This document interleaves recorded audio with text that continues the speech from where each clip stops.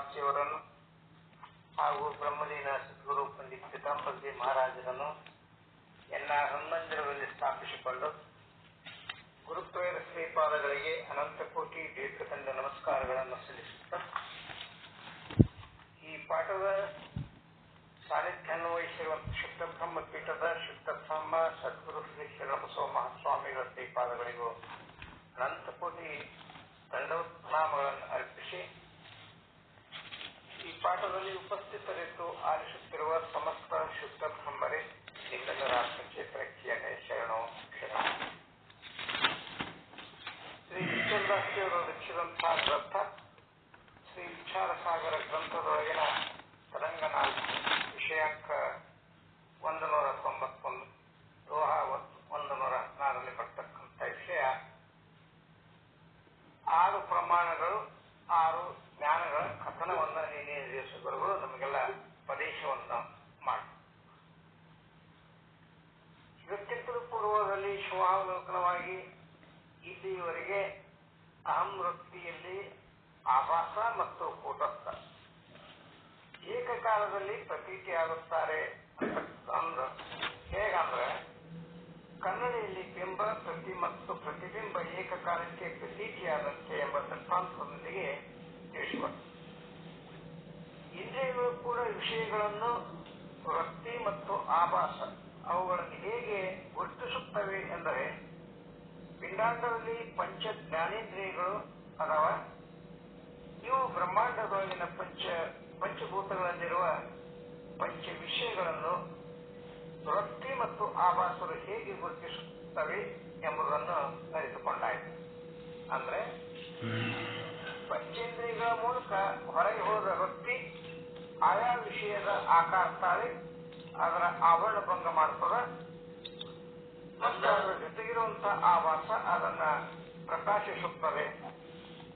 ವೃತ್ತಿಯು ಜಡವಾಗಿರುವುದರಿಂದ ಆ ವಸ್ತು ಅಥವಾ ವಿಷಯವನ್ನ ಗುರುತಿಸುವುದಾಗುವುದಿಲ್ಲ. ಹಾಗಾದ್ರೆ ಆಭಾಸನು ಹೇಗೆ ಗುರುತಿಸುತ್ತಾನೆಂದ್ರೆ ಆಭಾಸನು ಕೂಟಸ್ಥನ ಪ್ರತಿಬಿಂಬವಾಗಿದ್ದರಿಂದ ಜಡವಸ್ತುಗಳನ್ನ ಸಾಮರ್ಥ್ಯವಿದೆ. ಗುರುಗಳು ಎಂದಾಜ್ ಮಾಡ್ಯಾರ ನೋಡೋದ್ರಿಂದ ಮತ್ತೆ ಅವ್ರು ಮತ್ತೆ ಹೋಗೋರಿರ್ತಾರೆ ಮತ್ತೆ ಅವ್ರು ಮೊದಲು ಹೇಳ್ತಿದ್ರು ನಂತರ ಮಾಡೋದು ಇಲ್ಲಿಲ್ಲ ಹೇಳಿ ತಾವು ಎಂದಾಜ್ ಮಾಡಿದ್ರಿ ಅದಕ್ಕೆ ಮತ್ತೆ ವಾಕಿತ್ತು ಅನ್ನೋ ಜಲ್ದಿ ಹೇಳ್ತಾರೆ. ಇಲ್ಲ ಹೇಳಿ ಆಯ್ತು ಕಂಟಿನ್ಯೂ ಮಾಡಿ ಜಡವಾಗಿರುವುದರಿಂದ ಆ ವಸ್ತು ಅಥವಾ ವಿಷಯವನ್ನು ಗುರುತಿಸುವುದಾಗುವುದಿಲ್ಲ.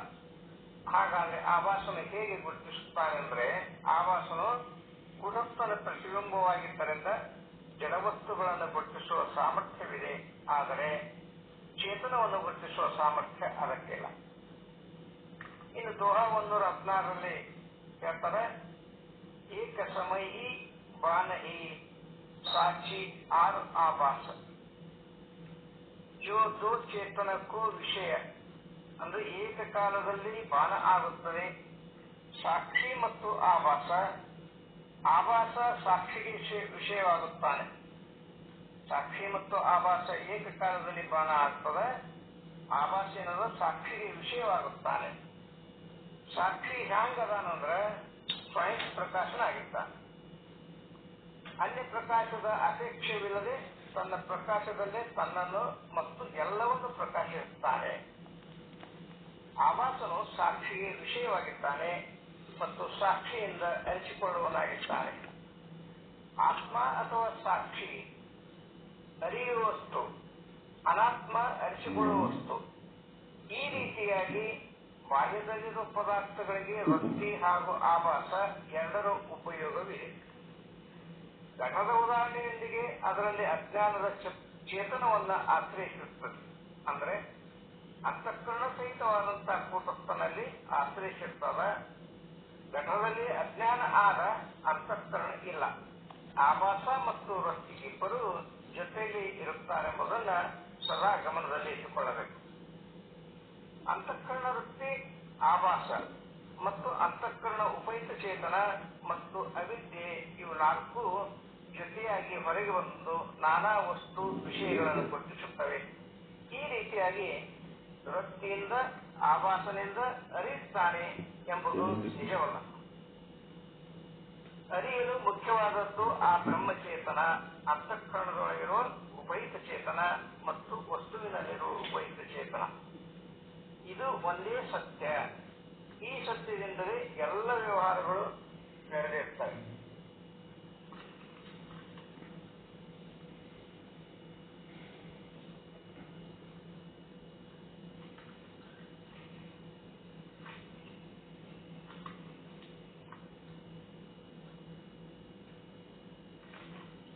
ಬೆಳಕಿದ್ದರೆ ಆಭಾಸ ಹಗ್ಗವೆಳೆಯುತ್ತಾನೆ. ಬೆಳಕು ಇರದಿದ್ದರೆ ಅವಿದ್ಯೆಯಿಂದಲೇ ಅದನ್ನು ಅಂದರೆ ಹಗ್ಗವನ್ನು ಹಾವೆಂದು ಭ್ರಮಿಸುತ್ತಾನೆ. ಅದಕ್ಕೆ ಕರ್ಮವೆಂಬ ಜಾಲದೊಳಗೆ ಸಿಲುಕಿ ಹಂಬಲಿಸಿದರು ಮನುಷ್ಯ ನಿಜಮುಕ್ತಿ ಅಂತಾರೆ.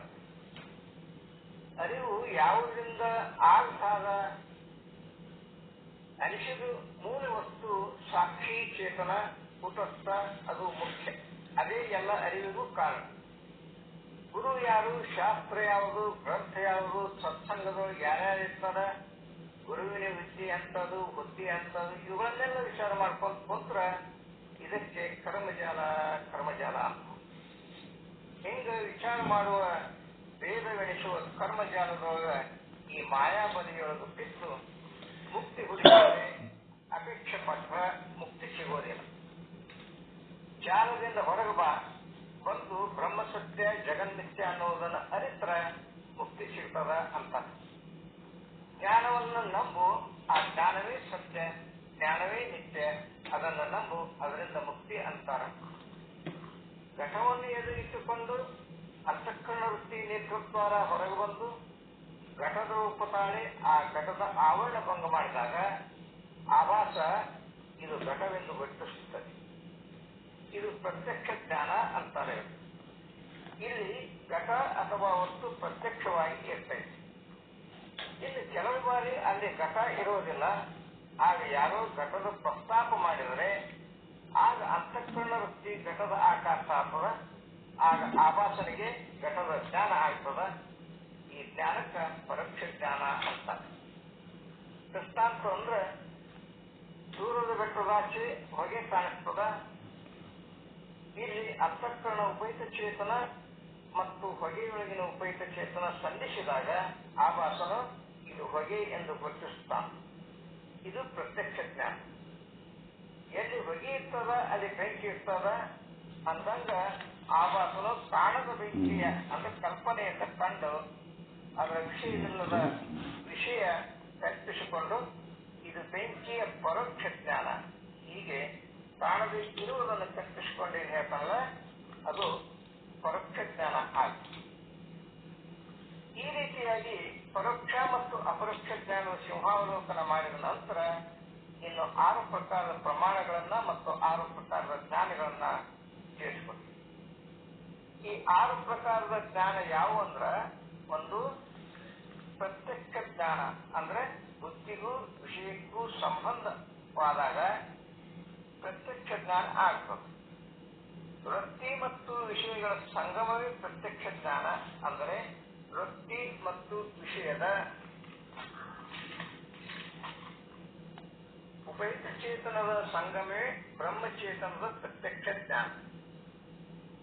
ಇನ್ನು ಎರಡನೇದು ಅನುಮಾನ ಪ್ರಮಾಣ. ಅಂದ್ರೆ ನಮ್ಮಷ್ಟಕ್ಕೆ ನಾವೇ ಇದು ಹೀಗೆ ಇರಬೇಕು ಎಂದು ತಿಳ್ಕೊಳ್ಳುವುದೇ ಅನುಮಾನ ಅಥವಾ ಅನುಮಿತಿ ಪ್ರಮಾಣ ಅಂತ. ಉದಾಹರಣೆಗೆ ಬೆಂಕಿ ಇದು ಅನುಮಾನ ಪ್ರಮಾಣ ಜ್ಞಾನ, ಹೊಗೆ ಪ್ರತ್ಯಕ್ಷ ಪ್ರಮಾಣ. ಇನ್ನು ಮೂರನೇದ್ದು ಶಬ್ದ ಪ್ರಮಾಣ.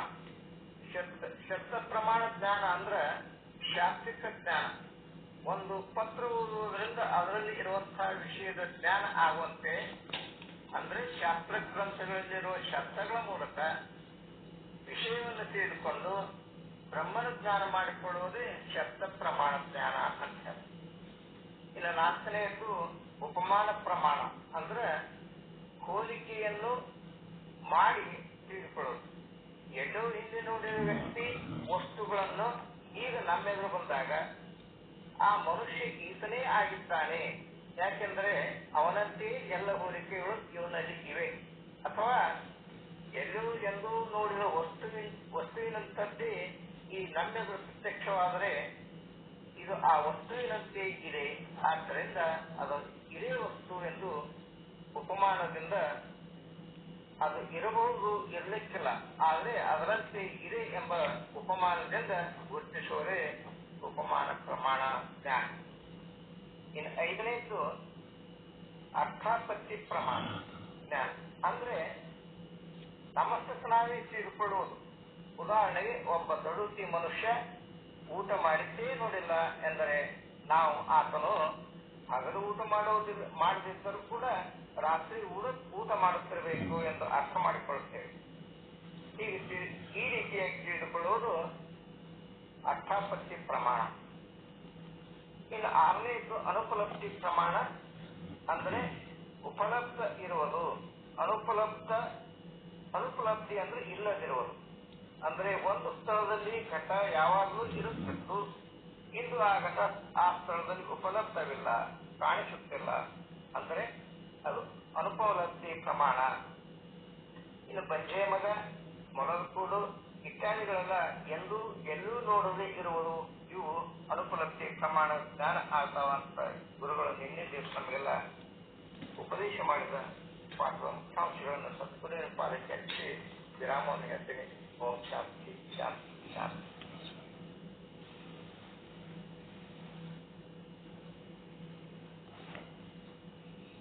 ತುಂಬಾ ಧನ್ಯವಾದಗಳು.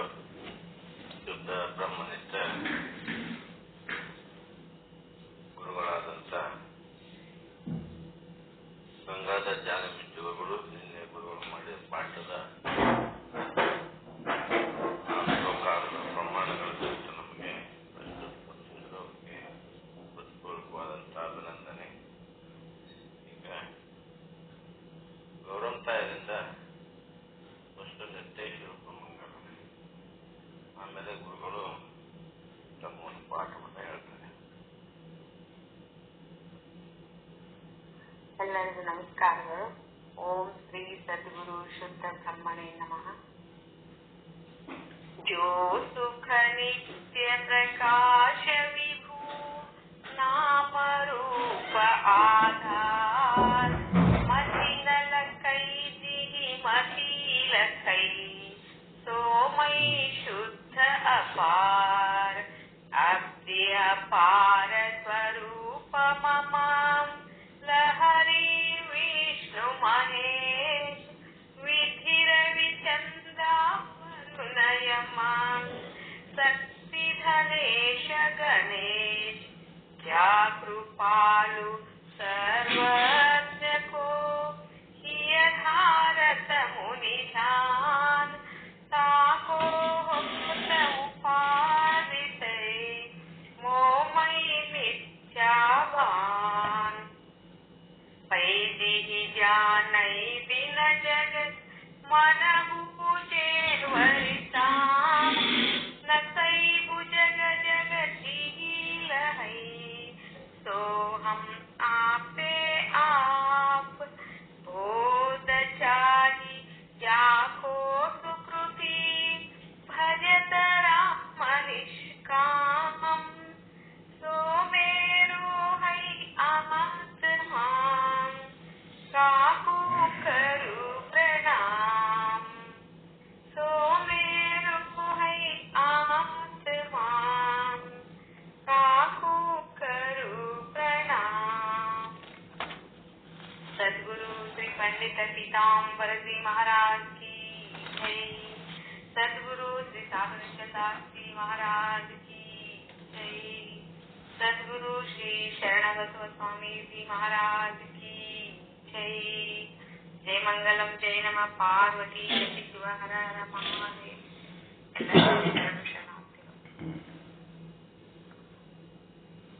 ಬಹಳ ಧನ್ಯವಾದಗಳು. ಶುದ್ಧ ಬ್ರಹ್ಮನಿಷ್ಠ ಬ್ರಹ್ಮಣಿಯಾದಂಥ ಗೌರವಂತಾಯರು ಸುಸ್ವಾಗತವಾಗಿ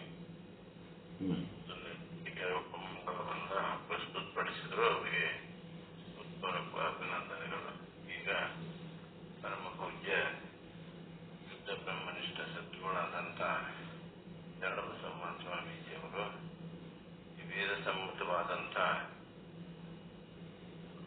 ವಿಚಾರಗಳಿಂದ ನಮಗೆಲ್ಲ ಮುಖ್ಯದ ವಿಚಾರಗಳನ್ನು ನಮಗೆಲ್ಲ ತಿಳಿಸಿಕೊಡ್ತದೆ.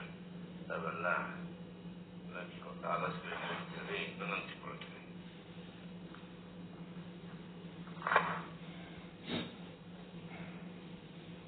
ಓಂ ಸದ್ಗುರು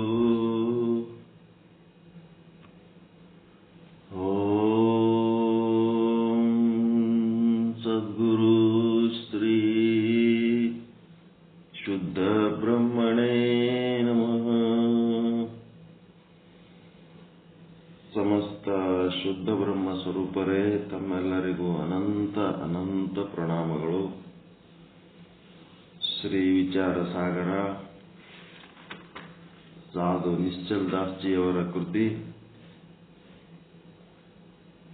4ನೇ ತರಂಗ ಉತ್ತಮಾಧಿಕಾರಿ ತತ್ವದೃಷ್ಟಿ ಮಹಾರಾಜರಿಗೆ ಸಾಧು ಶ್ರೀ ನಿಶ್ಚಲ್ ದಾಸ್ಜಿಯವರ ಉಪದೇಶ 191ನೇ ವಿಷಯಾಂಕ ಪ್ರಮಾಣಗಳ ಕಥನ ಅಂತ 116ನೇ ದೋಹ. ಏಕ ಸಮಯ ಹಿ ಭಾನವೈ ಸಾಕ್ಷಿ ಅರು ಆಭಾಸ दूजे चेतन को विषय साक्षी स्वयं प्रकाश ಅಂತ ದೋಹ. ಈ ಒಂದು ಪ್ರಮಾಣಗಳ ಕಥನದಲ್ಲಿ 6 ಪ್ರಮಾಣಗಳಿವೆ, 6 ಜ್ಞಾನಗಳಿವೆ. ಈ 6 ಪ್ರಮಾಣಗಳು ಪ್ರತ್ಯಕ್ಷ ಪ್ರಮಾಣ, ಅನುಮಾನ ಪ್ರಮಾಣ, ಶಬ್ದ ಪ್ರಮಾಣ, ಉಪಮಾನ ಪ್ರಮಾಣ, ಅರ್ಥಾಪತ್ತಿ ಪ್ರಮಾಣ, ಅನುಪಲಬ್ಧಿ ಪ್ರಮಾಣ ಅಂತ 6 ಪ್ರಮಾಣಗಳ ಕಥನ. ತುಂಬಾ ಸ್ವಾರಸ್ಯಕರವಾದಂಥ ಕಥನ ಇದು. ಹೆಚ್ಚು ಹೆಚ್ಚು ಸಂಖ್ಯೆಯಲ್ಲಿ ಭಾಗವಹಿಸಿ ಚೆನ್ನಾಗಿ ಆಸಕ್ತಿ ವಹಿಸಿ ಕಲಿಬೇಕು. ಇದು ಯಾರು ಕಲಿತೀರಿ ಅವರಿಗೆ ವಿಚಾರ ಸಾಗರ ಕಲ್ತವರು ಏನಾಗ್ತಾರ, ವೃತ್ತಿ ಪ್ರಭಾಕರ ತಿಳ್ಕೊಳ್ಳಕ್ಕೆ ಯೋಗ್ಯತೆ ಬರ್ತದೆ, ಅಧಿಕಾರ ಬರ್ತದೆ. ವಿಚಾರ ಚಂದ್ರೋದಯ ಯಾರು ಚೆನ್ನಾಗಿ ಕಲಿತಾರ ಅವರಿಗೆ ವಿಚಾರ ಸಾಗರ ಕಲಿಯುವ ತಿಳ್ಕೊಳ್ಳಂತ ಅಧಿಕಾರ ಬರ್ತದೆ. ವಿಚಾರ ಸಾಗರ ಯಾರು ಚಂದ ತಿಳ್ಕೊತಾರ ಅವರು ವೃತ್ತಿ ಪ್ರಭಾಕರ. ವಿಚಾರ ಸಾಗರನೇ ಅಂತಿಮ, ಅದು ಅದಕ್ಕಿಂತ ದೊಡ್ಡದು ಮತ್ತೊಂದಿಲ್ಲ. ಆದರೂ ಸಹಿತ ಇನ್ನ ಕೆಲವೊಬ್ಬರಿಗೆ ಬುದ್ಧಿಶಕ್ತಿ ಹೆಚ್ಚಿರ್ತದ, ತರ್ಕ ಇನ್ನ ಕೆಲವೊಂದು ಉಳಿದಿರ್ತಾವ, ಅದೇ ಹಂಗ ಇದೇ ಹಂಗ ಅಂತಂದ್ರ ಅಂಥವ್ರು ಆ ಒಂದು ವೃತ್ತಿ ಪ್ರಭಾಕರಕ್ಕೆ ಕುಸ್ತಿ ಹಿಡಿದ್ರೆ ಅಲ್ಲಿ ಎಲ್ಲ ಸಂಶಯಗಳು ಸಂಪೂರ್ಣ ಭಸ್ಮ ಆಗಿ ಹೋಗ್ಬಿಡ್ತಾವ. ಅಹಂ ಬ್ರಹ್ಮಾಸ್ಮಿ ಅಂಗೈ ನೆಲ್ಲಿಕಾಯಾಗಿ ಹೋಗ್ಬಿಡ್ತಾವ. ಇಲ್ಲಿ ಮೊದಲು ಪ್ರತ್ಯಕ್ಷ ಪ್ರಮಾಣ. ಪ್ರತ್ಯಕ್ಷ ಪ್ರಮಾಣದೊಳಗ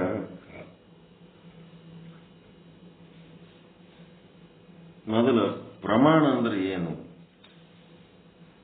ಪ್ರಮಾಣ ಅಂದ್ರೆ ಏನು ಅಂತಂದ್ರ ಪ್ರಮಾಕರಣಂ ಪ್ರಮಾಣಂ. ಪ್ರಮಾಣದ ಲಕ್ಷಣ ಹೇಳಕತ್ತಾರೆ. ಏನದು? ಪ್ರಮಾ ಕರಣಂ ಪ್ರಮಾಣಂ. ಬರ್ಕೊಂಡ್ರೆ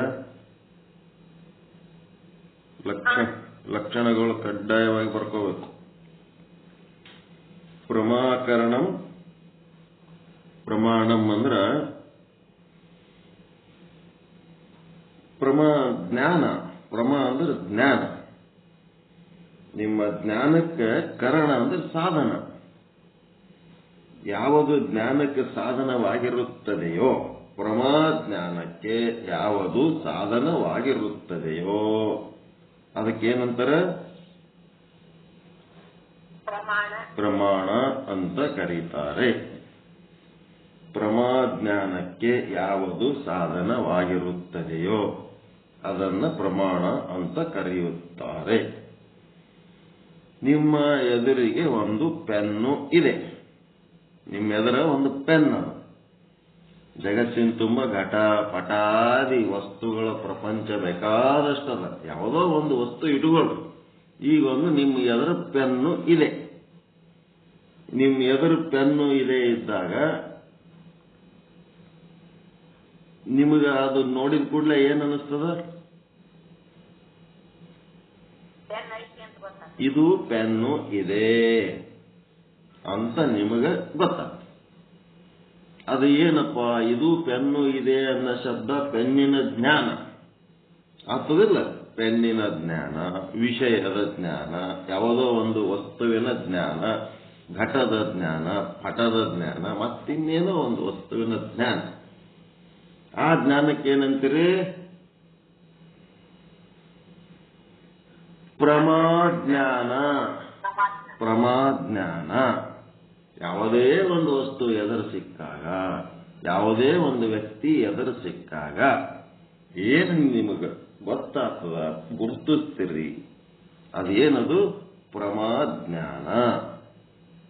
ಹೌದಾ? ಈ ಪ್ರಮಾಜ್ಞಾನ ಎದರಿಂದ ಐತಪ್ಪ? ಆ ಪೆನ್ನಿಗೂ ನಿಮ್ಮ ಉಂಟಾದ ಜ್ಞಾನಕ್ಕೂ ಮಧ್ಯದಲ್ಲಿ ಒಂದು ಇಂದ್ರಿಯ ಕೆಲಸ ಮಾಡ್ತು. ಯಾವುದದು? ಯಾವ ಇಂದ್ರಿಯದಿಂದ ನಿಮಗೆ ಪೆನ್ನತ್ತು ಗೊತ್ತಾಯ್ತು? ಕಣ್ಣು. ಕಣ್ಣು. ನೇತ್ರೇಂದ್ರಿಯ. ಪ್ರಮಾಕರಣ ಅಂತಾರ. ಪ್ರಮಾಕರಣ ಅಂತಂದ್ರ ನಿಮಗೆ ಪ್ರಮಾಜ್ಞಾನದ ಉತ್ಪತ್ತಿ ಮಾಡುವಂತ ಇಂದ್ರಿಯ. ಪೆನ್ನಿನ ಜ್ಞಾನಕ್ಕೆ ಕರಣ ಅಂದ್ರೆ ಸಾಧನ. ಅದದ್ದು ಯಾವುದು ಅಂತಂದ್ರೆ ಕಣ್ಣು.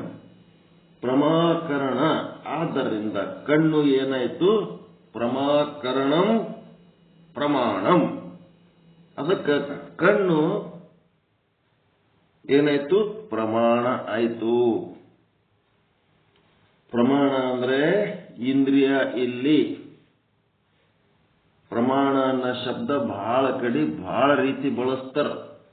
ವಿಕ್ಷೇಪ ಅನ್ನೋ ಶಬ್ದ ಹೆಂಗ್ ಬಳಸ್ತಾರ ಹಂಗ ಪ್ರಮಾಣ ಅನ್ನೋ ಶಬ್ದನು ಬಹಳ ಅರ್ಥಗಳಲ್ಲಿ ಬಳಸ್ತಾರ. ನಮಗ ಶ್ರುತಿ ಪ್ರಮಾಣಗಳು ಅಂದ್ರೆ ವೇದಗಳಿಗೆ ಹೆಂಗಂತೀವಿ ಹಂಗ ಇಲ್ಲಿ ಕಣ್ಣುಗಳು ಪ್ರಮಾಣ. ಪ್ರಮಾಜ್ಞಾನಕ್ಕೆ ಕಣ್ಣುಗಳೇ ಪ್ರಮಾಣ. ಪ್ರಮಾಜ್ಞಾನ ಬರೇ ಕಣ್ಣು ಒಂದರಿಂದ ಆಗಲ್ಲ. ಪಂಚ ಇಂದ್ರಿಯಗಳಿಂದ ಪಂಚ ವಿಷಯಗಳ ಮೂಲಕ ಆಗ್ತದೆ. ಶಬ್ದ, ಸ್ಪರ್ಶ, ರೂಪ, ರಸ, ಗಂಧಗಳ ಜ್ಞಾನ ಕಣ್ಣು, ಕಿವಿ, ಮೂಗು, ನಾಲಿಗೆ, ಚರ್ಮಗಳಿಂದ ಆಗ್ತದೆ. ಅದಕ್ಕೆ ಕಣ್ಣು, ಕಿವಿ, ಮೂಗು, ನಾಲಿಗೆ, ಚರ್ಮಗಳು ಏನೀಗವು? ಪ್ರಮಾಣಗಳು. ಮತ್ತ ಆ ಪ್ರಮಾಣಗಳ ಮೂಲಕ ನಿಮಗ ಶಬ್ದ, ಸ್ಪರ್ಶ, ರೂಪ, ರಸ, ಗಂಧಗಳ ಜ್ಞಾನ ಏನಾಗ್ತದಲ್ಲ ಅವು ಏನವು? ಪ್ರಮಾಜ್ಞಾನ.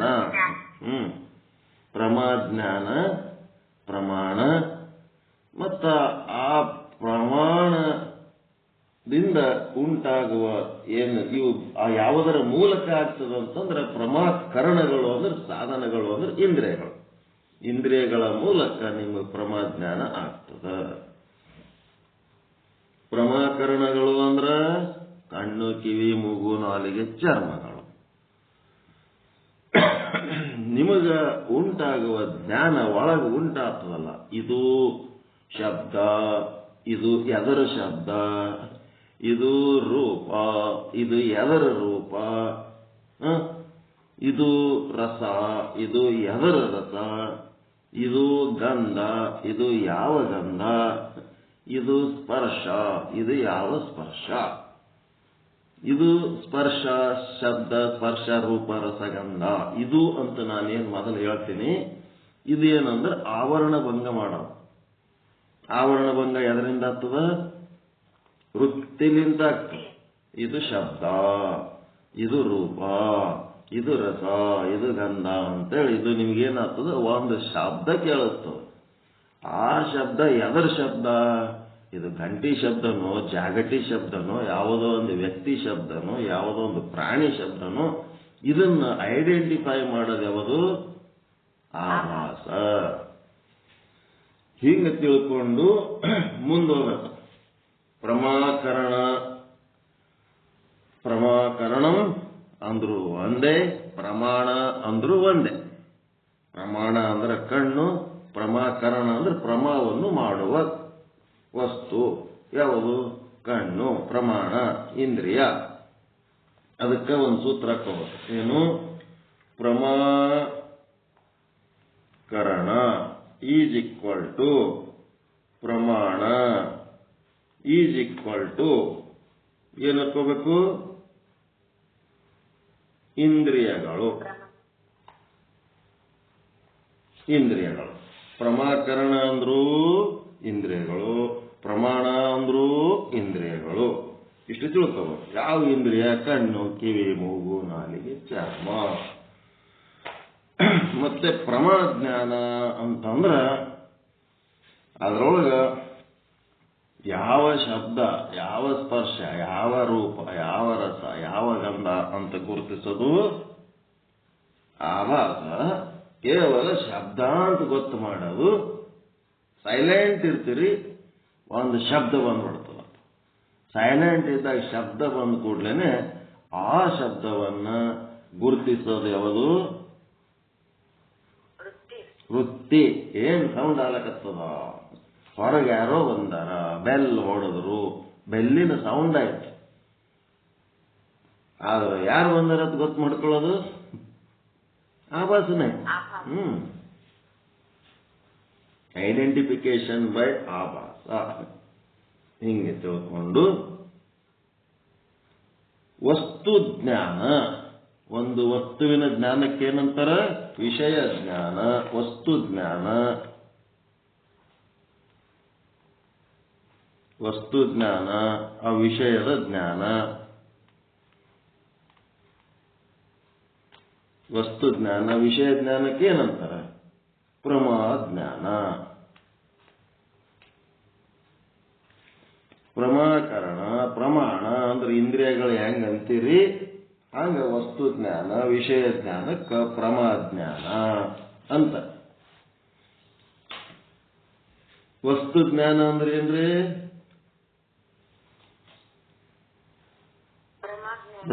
ಪ್ರಮಾಜ್ಞಾನ. ವಸ್ತು ಜ್ಞಾನ ಅಂದ್ರೆ ಪ್ರಮಾಜ್ಞಾನ. ವಸ್ತು ಜ್ಞಾನ ಸಾಧನ. ವಸ್ತು ಜ್ಞಾನದ ಸಾಧನ ಯಾವುದು?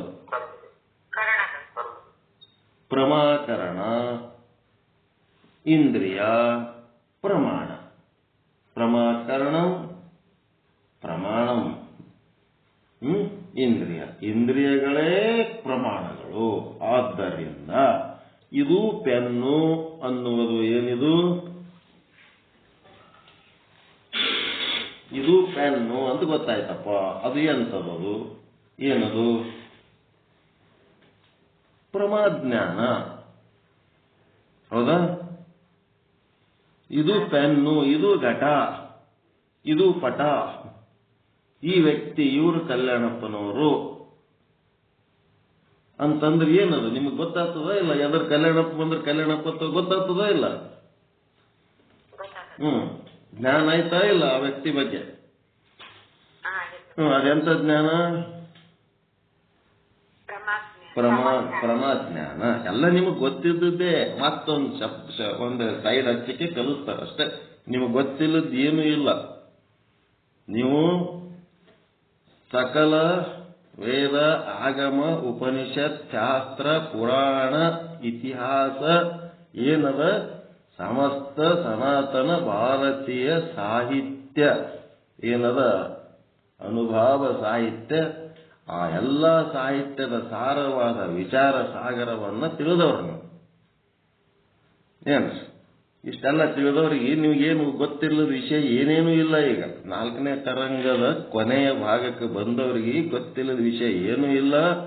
ನೀವು ಎಲ್ಲರೇ ಹೋಗಿ ಏನಾರ ಪ್ರವಚನ ಯಾರ ಹೇಳೋದಕ್ಕೆ ಕೇಳಿದ್ರು ನಿಮಗೆ ಗೊತ್ತಿದ್ದದಕ್ಕಿಂತ ಹೊಸದು ಹೇಳಕ್ಕೆ ಏನೂ ಉಳಿದಿಲ್ಲ. ಅಲ್ಲಿ ಎಲ್ಲವನ್ನ ತಿಳಿದವ್ರು ನೀವು. ಹಿಂಗಿದ್ದ ಹೊತ್ನಾಗ ಇಲ್ಲೇನಾಗಬೇಕು, ಫಾಸ್ಟಾಗಿ ನಮ್ಮ ಸಂಗಟ್ ಕೋಆಪರೇಟ್ ಮಾಡಬೇಕು. ಎಲ್ಲ ತಿಳಿದವ್ರು, ಏನೂ ಹೊಸದಿಲ್ಲ ಇದ್ರೊಳಗೆ. ಯಾವುದೇ ಒಂದು ವಸ್ತುವಿನ ಜ್ಞಾನ, ಯಾವುದೇ ಒಂದು ವ್ಯಕ್ತಿಯ ಜ್ಞಾನ, ಏನು ಇವರು ಈ ವ್ಯಕ್ತಿ, ಇದು ಈ ವಸ್ತು ಅದು ಗೊತ್ತಾಯ್ತಂತಂದ್ರೆ ನಿಮಗೊಂದು ಜ್ಞಾನ ಆಗ್ತದಲ್ಲ, ಅದಕ್ಕೆ ಅವ್ರು ಏನಂತಾರೆ, ಪ್ರಮಾಜ್ಞಾನ. ಪ್ರಮಾಜ್ಞಾನ ಪ್ರಮಾಜ್ಞಾನ ನಾಲಿಗೆಗೆ ಬರಬೇಕಿತ್ತು. ಓಕೆನಾ? ನಾಲಿಗೆ ಮೇಲೆ ಬಂದ್ಬಿಡ್ಬೇಕು. ವಸ್ತು ಜ್ಞಾನ, ಪ್ರಮಾಜ್ಞಾನ. ಆ ಜ್ಞಾನ ಯಾವ ಇಂದ್ರಿಯದಿಂದ, ಯಾವ ಸಾಧನದಿಂದ ಆಯ್ತಪ್ಪ, ಅದಕ್ಕೇನನ್ಬೇಕು, ಪ್ರಮಾಕರಣ ಅಂದ್ರಿ, ಪ್ರಮಾಣ ಅಂದ್ರಿ, ಎಲ್ಲ ಒಂದೇ. ಇಂದ್ರಿಯ ಅಂದ್ರೂ ಒಂದೇ, ಪ್ರಮಾಕರಣ ಅಂದ್ರೂ ಒಂದೇ, ಪ್ರಮಾಣ ಅಂದ್ರೂ ಒಂದೇ, ಇಂದ್ರಿಯ ಅಂದ್ರೂ ಒಂದೇ.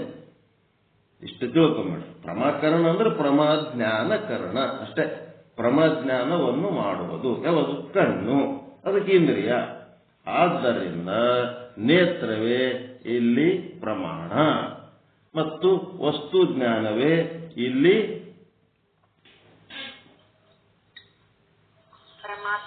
ಪ್ರಮಾಜ್ಞಾನ. ವಸ್ತುವಿನ ಜ್ಞಾನವೇ ಪ್ರಮಾಜ್ಞಾನ. ಆ ವಸ್ತುವಿನ ಜ್ಞಾನಕ್ಕೆ ಯಾವುದು ಸಾಧನವಾದ ಇಂದ್ರಿಯ ಇದೆಯೋ ಅದು ಪ್ರಮಾಣ. ಇಷ್ಟು ತಿಳ್ಕೊಂಡ್ಬಿಟ್ರೆ ಇದು ನಿಶ್ಚಯ ಮಾಡ್ಕೊಂಡ್ಬಿಡ್ಬೇಕು. ಏನ್ ಕಷ್ಟದ ಇದ್ರಾಗ? ಒಂದು ಕಣ್ಣ, ಒಂದು ಪೆನ್. ಪೆನ್ನಿನ ಜಾಗದಾಗ ಜಗತ್ತಿನ ಎಲ್ಲಾ ವಸ್ತುಗಳು, ಎಲ್ಲ 84 ಲಕ್ಷ ಜೀವರಾಶಿಗಳು, ಎಲ್ಲ ಪಂಚಮಹಾಭೂತಗಳು, ಅವುಗಳ ಮಿಶ್ರಣದಿಂದ ಉಂಟಾದಂತ ನಾನಾ ರೀತಿ ವಸ್ತುಗಳು ಎಲ್ಲವನ್ನ ಕಣ್ಣೆದರ ಇಟ್ಕೊಂಡು ಕಿವಿಯಿಂದ, ಕಣ್ಣಿನಿಂದ, ನಿಮ್ಮ ಪಂಚ ಜ್ಞಾನೇಂದ್ರಿಯದಿಂದ ನೀವು ಅವುಗಳನ್ನ ಅನುಭವಿಸ್ತಾ ಇದ್ದೀರಿ, ಗ್ರಹಿಸ್ತಾ ಇದ್ದೀರಿ. ಆ ಗ್ರಹಣಕ್ಕೆ ಕಾರಣವಾದಂತ ವಸ್ತುಗಳು ಏನೇನದವ? ಅವು ಏನದವು? ಪ್ರಮಾಜ್ಞಾನಗಳು. ಅವುಗಳಿಂದ ನಿಮ್ಗೇನು ಉಂಟಾಗ್ತದೋ ಅದೆಲ್ಲ ಪ್ರಮಾಜ್ಞಾನಗಳು. ಹೊರಗ ವಸ್ತುಗಳದವ, ಅವುಗಳ ಜ್ಞಾನ ನಿಮ್ಗೇನಾಗಕತ್ತದೋ ಅವು ಪ್ರಮಾಜ್ಞಾನಗಳು.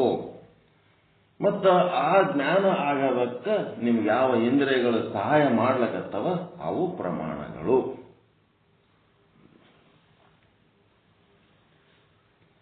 ಇದರಿಂದ ನಿಮಗ ಬ್ರಹ್ಮಜ್ಞಾನ ಆಗ್ತದೇನು?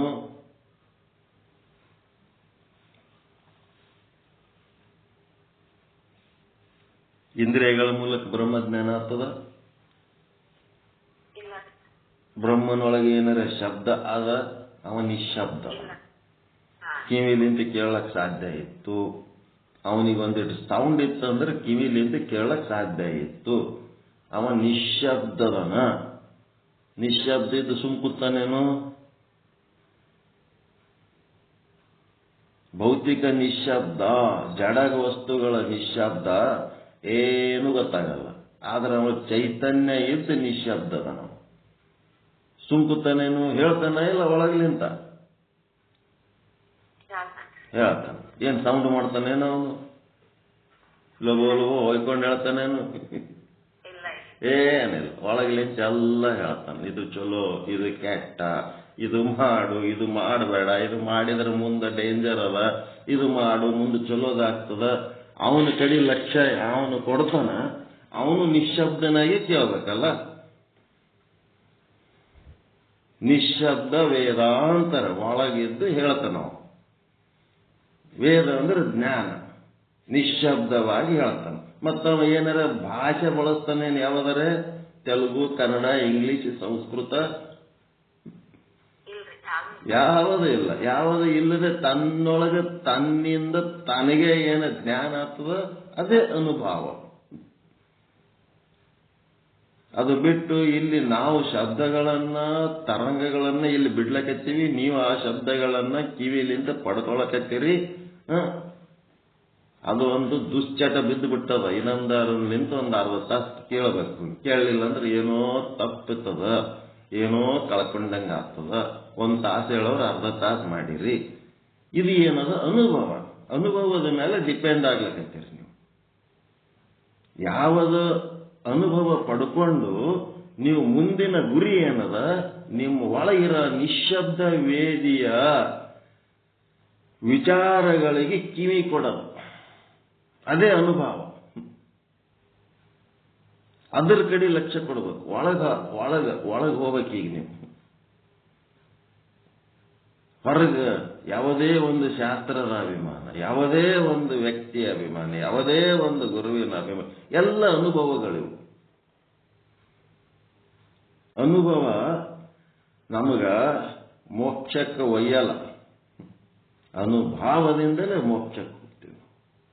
ಅದಕ್ಕೆ ಅವನಿಗೆ ಶಬ್ದ ಇಲ್ಲ, ನಿಶ್ಶಬ್ದವಾಗಿ ಆತ ಹೇಳ್ತಾ ಇದ್ದಾನಲ್ಲ, ಅವನ ಕಡೆ ಯಾರು ಲಕ್ಷ್ಯ ಕೊಡ್ತಾರ ಅವರು ಮಹಾತ್ಮರಾಗ್ತಾರ. ಅವರೇ ಮಹಾತ್ಮರು, ಅವರೇ ಶರಣರು, ಅವರೇ ಸಂತರು. ಅನುಭವದಿಂದ ಇನ್ನೂ ಸ್ವಲ್ಪ ಹೇಳ್ರಿ. ಅನುಭವ ಅಂತಂದ್ರ ಒಳಗ ನಿಮಗ ಶಬ್ದ ಮಾಡ್ಲಾರ್ದೆ ಒಳಗೊಬ್ಬ ಹೇಳೋದನ್ನ, ಯಾವುದು ಭಾಷೆ ಬಳಸಲಾರ್ದೆ ಹೇಳೋದನು.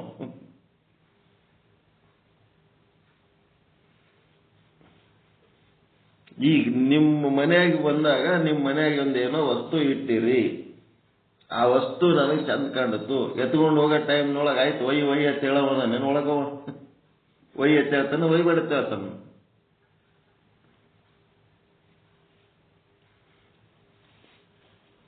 ಒಯ್ ನಿನಗೆ ಬೇಕಿದ್ರೆ ಚಂದ ಕಂಡ್ರೆ ಒಯ್ ಅಂತ ಹೇಳಕ್ಕೆ ಒಳಗೆ ನಿಂತು ಒಂದು ಬರ್ತದಿಲ್ಲ ಥಾಟ್, ಆಲೋಚನೆ.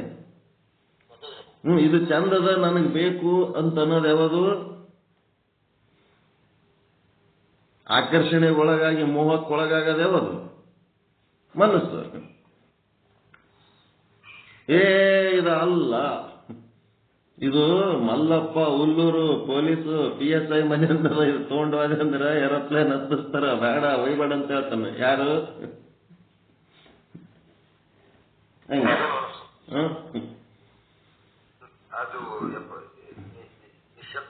ನಿಶ್ಶಬ್ದವೇದಿ ಬ್ರಹ್ಮ ಕೂಟಸ್ಥ ಸಾಕ್ಷಿ. ಹಿಂಗಾಗಿ ಅವನೊಳಗ ಶಬ್ದ ಇದ್ರ ನೀವು ಕಿವಿಲಿಂತ ಕೇಳ್ಬೋದಿತ್ತು, ರುಚಿ ಇತ್ತು ಅಂತಂದ್ರೆ ನಾಲಿಗೆಲಿಂತ ನೆಕ್ಕಿ ತಿಳ್ಕೋಬಹುದಿತ್ತು, ರೂಪ ಇದ್ರ ಕಣ್ಣಿನಿಂದ ತಿಳ್ಕೋಬಹುದಿತ್ತು, ಸ್ಪರ್ಶ ಇತ್ತು ಅಂದ್ರೆ ಚರ್ಮದಿಂದ ಮುಟ್ಟಿ ತಿಳ್ಕೋಬಹುದಾಗಿತ್ತು.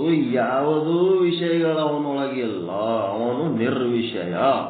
ನಿರ್ವಿಷಯನನ್ನ ತಿಳ್ಕೋಬೇಕಾದ್ರೆ ನಾವು ನಿರ್ವಿಷಯಗಳೇ ಆಗಬೇಕು.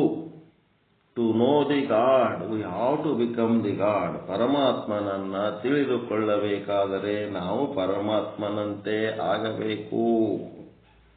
ಪರಮಾತ್ಮನಂತೆ ಆದಾಗ ಪರಮಾತ್ಮ ಅನುಭವಕ್ಕೆ ಬರುತ್ತಾನೆ. ಆಯ್ತು. ಈಗ ಯಾವುದು ವಸ್ತು ನಾವು ಏನು ಅದೀವಿ ಅದನ್ನ ಅಹಂ ಬ್ರಹ್ಮ ಅಸ್ಮಿ.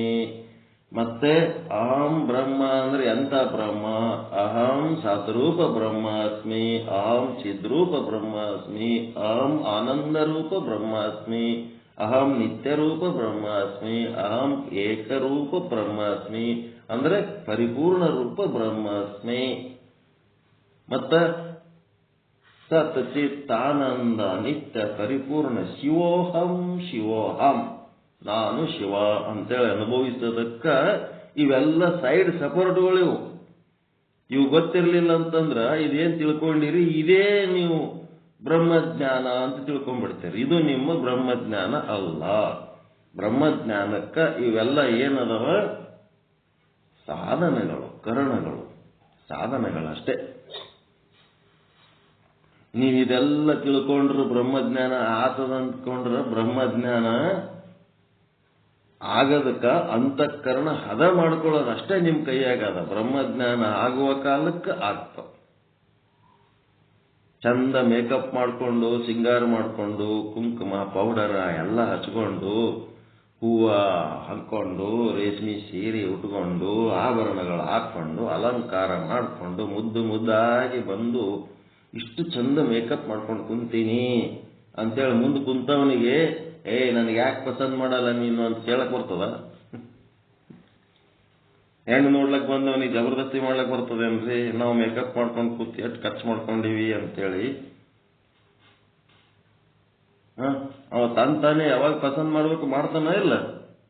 ನಮ್ಮ ಮೇಕಪ್ಪಿಗೆ ಯಾವಾಗ ಪಸಂದ್ ಮಾಡ್ತಾನೆ ನಾವು? ಹಂಗ ಅದು ತಾನು ಆಗುವ ಕಾಲಕ್ಕೆ ಆಗ್ತದ ಹೊರತು ನಮಗ ಅದು ಆಗಂಗ ಯೋಗ್ಯರಾಗಿರ್ಬೇಕಷ್ಟೇ. ನಮ್ಮೊಳಗೊಂದು ಯೋಗ್ಯತೆಯನ್ನ ಸಂಪಾದನೆ ಮಾಡ್ಕೊಂಡಿರ್ಬೇಕು. ಕಡ್ಡಿ ಕೊರ್ಕೋತಿರ್ಬೇಕು. ಕಡ್ಡಿ ಕೊರೆದ್ರೆ ತಾನೇ ಹತ್ಬೇಕದು. ತಾನೇ ಹತ್ತಿದಾಗ ಹತ್ತದು. ನೀವು ಕೊರದಿರಿ ಅನ್ನೋದು ಹತ್ತಿ ಬಿಡ್ತದೇನದು? ತಾನೇ ಆಗ್ಬೇಕದು ಕೆಲಸ. ಆಟೋಮೆಟಿಕ್ ಆಗ ಕೆಲಸ ಅದು. ನಾವು ಮಾಡಿದ್ದರಿಂದ ಆಗಂಗಿಲ್ಲ. ಆದ್ರೆ ಅದು ಹತ್ತೋದಕ್ಕೆ ಯೋಗ್ಯವಾಗಿ ಆದ್ರೂ ಇರ್ಬೇಕಿಲ್ಲ. ನಾವು ಒಂದು ಕ್ವಾಲಿಫಿಕೇಶನ್, ಅಧಿಕಾರ, ಮೋಕ್ಷ ಆಗುವುದಕ್ಕೆ ನಾವು ಅಧಿಕಾರಿಗಳಾಗಿ ಇರಬೇಕು. ಮೋಕ್ಷ ನಾವು ಅಧಿಕಾರಿಗಳಾದ ಕೂಡಲೇ ಮೋಕ್ಷ ಆಗಿಬಿಡ್ಬೇಕಂತ ಏನಿಲ್ಲ. ಅದು ಮೋಕ್ಷ ಆಗುವಾಗ ಆಗ್ತದೆ.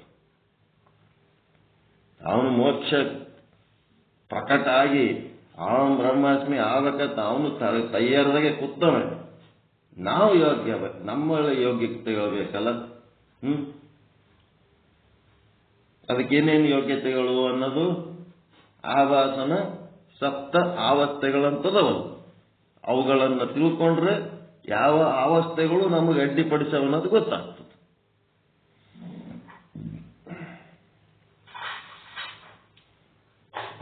ಮುಂದೋಗೋಣ. ಅನುಭವ ಗೊತ್ತಾಯ್ತ್ರ?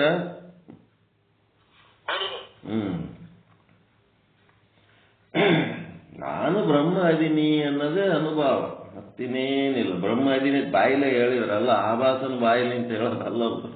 ಆಭಾಸನ ಬಾಯಿಲಿ ಅಂತಲ್ಲ, ಕೂಟಸ್ಥನಿಂದ ಬರ್ಬೇಕದು. ನಾನು ಕೂಟಸ್ಥ ಇದ್ದೀನಿ, ನಾನು ಸಾಕ್ಷಿ ಇದ್ದೀನಿ, ಅದರಿಂದ ಹೊರಗೆ ಬರ್ಬೇಕದು. ಬರೀ ಬಾಯಿಲಿ ಅಂತ ಹೇಳಿದ್ರಲ್ಲ. ಆಭಾಸ ತನ್ನ ಸ್ವರೂಪವನ್ನು ಬಾಧಿಸಿಕೊಂಡು ಕೂಟಸ್ಥೋಣಿ ಒಂದಾದಾಗ ಪ್ರಭಾವ. ಸ್ವರೂಪ ಅಜ್ಞಾನವನ್ನ ಬಾಧಿಸಿ, ಅಜ್ಞಾನ ಭ್ರಾಂತಿ ಮತ್ತೇನೇನದವಲ್ಲ ಅವೆಲ್ಲ ಆವರಣ ಎಲ್ಲ ಬಾಧಿಸ್ಬೇಕು.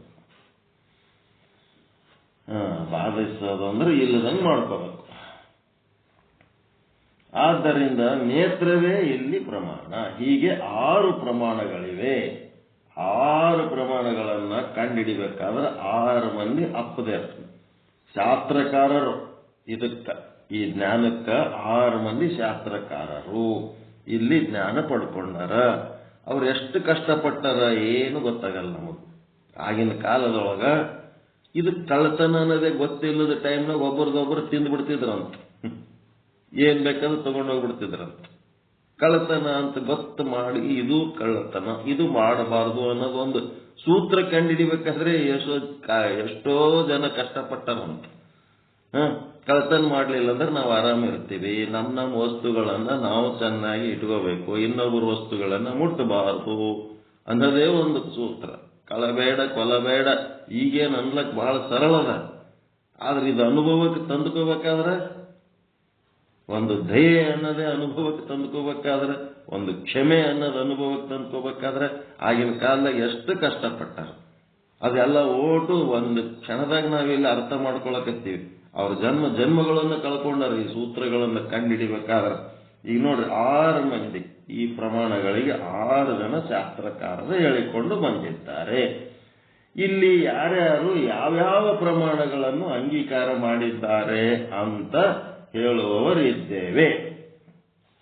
6 ಜನ ಶಾಸ್ತ್ರಕಾರರು ಯಾರ್ಯಾರು ಯಾವ್ದಾವ್ದು ಹೇಳಾರ. ಪ್ರಮಾಣದ ಪ್ರಸಂಗದಲ್ಲಿ ನಾವು ಪ್ರಮಾಣದ ನಿರೂಪಣೆ ಮಾಡುತ್ತಿದ್ದೇವೆ.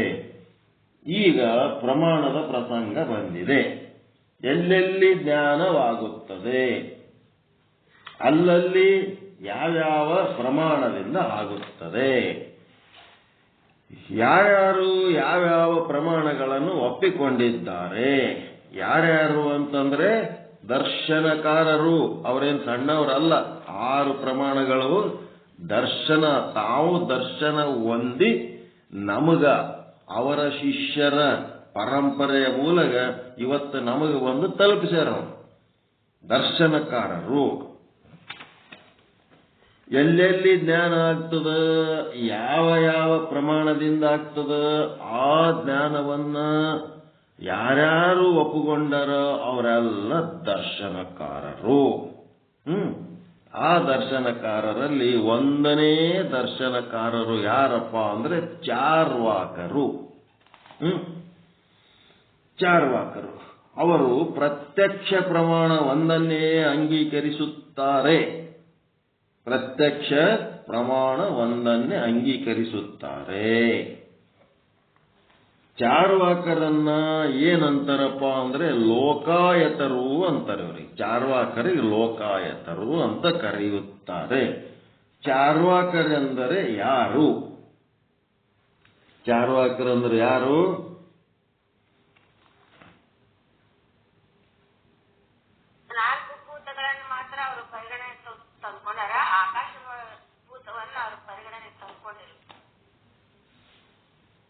ನಾ ಮುಂದಿಂದ ಹೇಳಿಲ್ಲ, ಸುಮ್ ಕೇಳ್ಕೋತೋಲಕತ್ತೀನಿ. ನಿಮ್ಗೆ ಕೇಳಿಲ್ಲ ಈಗ ನಾನು. ಚಾರ್ವಾಕರೆಂದರೆ ಯಾರು? ಏನ್ ಹೇಳ್ತಾರೆ ನೋಡ್ಬೇಕು ನಿಶ್ಚಲ್ ದಾಸ್. ಯಾವ ಚಾರ್ವಾಕರಿರುವರೋ ಅವರು ಪ್ರತ್ಯಕ್ಷ ಪ್ರಮಾಣ ಒಂದನ್ನೇ ಅಂಗೀಕಾರ ಮಾಡಿರುತ್ತಾರೆ. ಇಷ್ಟೇ ಈಗ ನಾವು ಹೇಳೋದು. ಚಾರ್ವಾಕರೆಂದರೆ ಯಾರು ಅಂತಂದ್ರೆ ಯಾರು ಪ್ರತ್ಯಕ್ಷ ಪ್ರಮಾಣ ಒಂದನ್ನೇ ಅಂಗೀಕಾರ ಮಾಡುತ್ತಾರೋ. ಪ್ರತ್ಯಕ್ಷ ಪ್ರಮಾಣ ಅಂತಂದ್ರೇನು? 5 ಇಂದ್ರಿಯಗಳಿಗೆ 5 ವಿಷಯಗಳು ಏನು ಗೊತ್ತಾಗ್ತಾವಲ್ಲ, ಅವಿಷ್ಟೇ ಪ್ರತ್ಯಕ್ಷ ಅವ್ರಿಗೆ. ಉಳಿದದ್ದೇನು ತಲೆ ಕೆಡಿಸ್ಕೊಳ್ಳಕ್ ಹೋಗಲ್ಲ ಅವರು. ಚಾರ್ವಾಕರು ಲೋಕಾಯತರು ಅಂತ ಕರೆಯುತ್ತಾರೆ. ಈಗ ಚಾರ್ವಾಕರು ಅಂದ್ರೆ ಯಾರು? ಟಿಪ್ಪಣಿ 193. ಯಾರ ಮತದಲ್ಲಿ ಪಂಚಭೂತಗಳ ಅಂಗೀಕಾರವಿದೆಯೋ, ಇದು ಚಂದ ತಿಳ್ಕೋಬೇಕು, ಬರ್ಕೋಬೇಕು. ಯಾರ ಮತದಲ್ಲಿ, ಟಿಪ್ಪಣಿಯ ಮತದಲ್ಲಿ ಪಂಚಭೂತಗಳ ಅಂಗೀಕಾರವಿದೆಯೋ ಅಂತ ಯಾವ ದೇಹಾತ್ಮವಾದಿಗಳಿಗೆ ಲೋಕಾಯತರು ಚಾರ್ವಾಕರು ಎಂದು ಕರೆಯುತ್ತಾರೆ. ಪಂಚಭೂತಗಳ ಅಂಗೀಕಾರ ಈ ಚಾರ್ವಾಕರ ಲಕ್ಷಣ. ಇದರಿಂದ ವಿಲಕ್ಷಣವಾಗಿ ಯಾವ ಆಕಾಶವನ್ನ ಹೊರತುಪಡಿಸಿ ಕೇವಲ 4 ಭೂತಗಳನ್ನೇ ಯಾರು ಅಂಗೀಕಾರ ಮಾಡಿರುವರೋ, ಯಾವ ದೇಹಾತ್ಮವಾದಿಗಳವರೋ ಅವರು ಚಾರ್ವಾಕ ಎನ್ನುತ್ತಾರೆ. ಈ ಲೋಕಾಯತರಿಗೂ ಮತ್ತು ಚಾರ್ವಾಕರಿಗೂ ವ್ಯತ್ಯಾಸ ಮಾಡಿಟ್ಟಾರೆ. ಈಗಲ್ಲಿ ಚಾರ್ವಾಕರಿಗೆ ಲೋಕಾಯತರ ಅಂತಾರ. ಆದ್ರ ಲೋಕಾಯತರು ಏನ್ ಮಾಡ್ಯಾರ? ಪಂಚಮಹಾಭೂತಗಳನ್ನ ಅಂಗೀಕಾರ ಮಾಡ್ಯಾರ. ಚಾರ್ವಾಕರು ಏನ್ ಮಾಡ್ಯಾರ? 4 ಭೂತ. ಪಂಚಭೂತಗಳಂತಂದ್ರೆ ಪೃಥ್ವಿ, ಜಲ, ಅಗ್ನಿ, ವಾಯು, ಆಕಾಶ. ಈ 5 ಭೂತಗಳನ್ನ ಪರಿಗಣಿಸಿದವರು ಯಾರು? ಲೋಕಾಯತರು. ಆಕಾಶ ಹೊರತುಪಡಿಸಿ ಕೇವಲ ಪೃಥ್ವಿ, ಜಲ, ಅಗ್ನಿ ಮತ್ತ ವಾಯು, ಈ 4 ಮಾತ್ರ ಪರಿಗಣಿಸಿ ಆಕಾಶವನ್ನ ಕೈ ಬಿಟ್ಟವರು ಚಾರ್ವಾಕರು. ಈ ಚಾರ್ವಾಕರಿಗೆ ಮತ್ತು ಲೋಕಾಯತರಿಗೆ ಇಬ್ಬರಿಗೆ ಕೂಡಿಸಿ ಏನಂತಾರ? ದೇಹಾತ್ಮವಾದಿಗಳು. ದೇಹಾತ್ಮವಾದಿಗಳು. ಈ ದೇಹಾತ್ಮವಾದಿಗಳು ಇವ್ರಿಗೇನು ಫಿಸಿಕ್ಸ್ ಅಂತ ಓದ್ತಿರಲಿಲ್ಲ, ಭೌತಶಾಸ್ತ್ರ. ಭೌತಶಾಸ್ತ್ರ ಇವರೆಲ್ಲ. ಭೌತಶಾಸ್ತ್ರ ಮೂಲದವರು ಇವರೆಲ್ಲ. ಭೌತಶಾಸ್ತ್ರದವರು ಇವರೆಲ್ಲ ಮೂಲದವರು. ಏನ್ರಿ?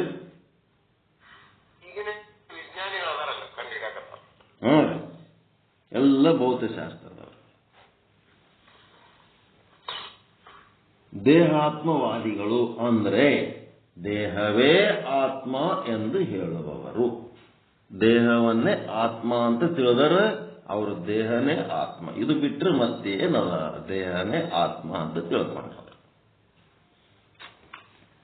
ದೇಹ ಆತ್ಮ ಆಗಬೇಕಾದ್ರೆ ಆತ್ಮದ ಲಕ್ಷಣ ಏನು, ದೇಹದ ಲಕ್ಷಣ ಏನು? ಆತ್ಮದ ಲಕ್ಷಣ ಏನದರಿ? ಪರಿಪೂರ್ಣ. ಸದ್ರೂಪ ಅಂದ್ರೆ ಇರುವಿಕೆ. ಎಂತ ಇರುವಿಕೆ? ಮೂರು ಕಾಲದಲ್ಲಿ ಇರೋದು. ಮತ್ತೆ ಹೆಂಗದ? ನಿರ್ವಿಕಾರವಾಗಿ ಇರುತ್ತದೆ. ಚಿದ್ರೂಪ. ಅದಕ್ಕ ಚಿತ್ ಅಂದ್ರೇನು? ನಾನು ಬ್ರಹ್ಮ ಇದ್ದೇನೆ, ನಾನು ಶಿವ ಇದ್ದೇನೆ ಅಂತೇಳಿ ಅದಕ್ಕೆ ಅರುವದ. ಈ ದೇಹ ಮೂರು ಕಾಲದಲ್ಲಿ ಅದ ಏನ್ರಿ? ಇಲ್ಲ. ಯಾವ ಕಾಲದಾಗ ಅದ?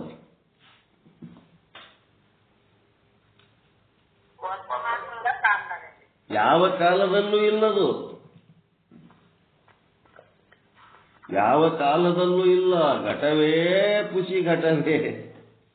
ಬ್ರಹ್ಮನೇ ಏನಯ್ಯನ ಬ್ರಹ್ಮನನ್ನಾಗಿ ಕಾಣಲಿಕ್ಕೆ ಬಾರದ ಅಜ್ಞಾನಿಗಳ ಕಣ್ಣಿಗೆ ಬ್ರಹ್ಮಾಂಡ ಪಿಂಡಾಂಡವಾಗಿ ಕಾಣುತ್ತೆ. ಮಧ್ಯದಲ್ಲಿ ತೋರಿ ಅಡಗುತ್ತಿದೆ, ತೋರುತ್ತಿದೆ ಅಷ್ಟೇ. ಇರುವಿಕೆಯಲ್ಲಿ ಬ್ರಹ್ಮನೇ ಇದೆ. ಆ ದೇಹ ತೋರುವುದಕ್ಕಿಂತ ಮುಂಚೆಯೂ ಬ್ರಹ್ಮ, ದೇಹ ತೋರುವಾಗಲೂ ಬ್ರಹ್ಮ, ದೇಹ ನಾಶವಾದ ಮೇಲೂ ಬ್ರಹ್ಮ. ಮೂರು ಕಾಲದಲ್ಲಿ ಇಲ್ಲದ್ದು, ಮೂರು ಕಾಲದಲ್ಲಿ ಇದ್ದದ್ದು ಆತ್ಮ ಬ್ರಹ್ಮ. ಮೂರು ಕಾಲದಲ್ಲಿ ಇಲ್ಲದ್ದು ದೇಹ, ಬ್ರಹ್ಮಾಂಡ, ಪಿಂಡಾಂಡ. ಅದು ಏನದ? ಮೂರು ಕಾಲದಲ್ಲಿ ಇಲ್ಲದ್ದು. ಅದರ ಮತ್ತ ಕಾಣ್ತದಲ್ರಿ. ಹಿಂಗಂದ್ರೆ ಹೆಂಗ ಅಂದ್ರೆ ಮಧ್ಯದಲ್ಲಿ ತೋರಿ ಅಡಗುವ ಲಕ್ಷಣ. ಹಿಂಗಾಗಿ ಅದೇನದ? ತೋರಿಕೆಯಲ್ಲಿ ಮಾತ್ರ ಅದ, ಇರುವಿಕೆಯಲ್ಲಿ ಬ್ರಹ್ಮನೇ ಅದ. ಹಿಂಗಾಗಿ ದೇಹ ಅಸತ್ತು, ಬ್ರಹ್ಮ ಸತ್ತು.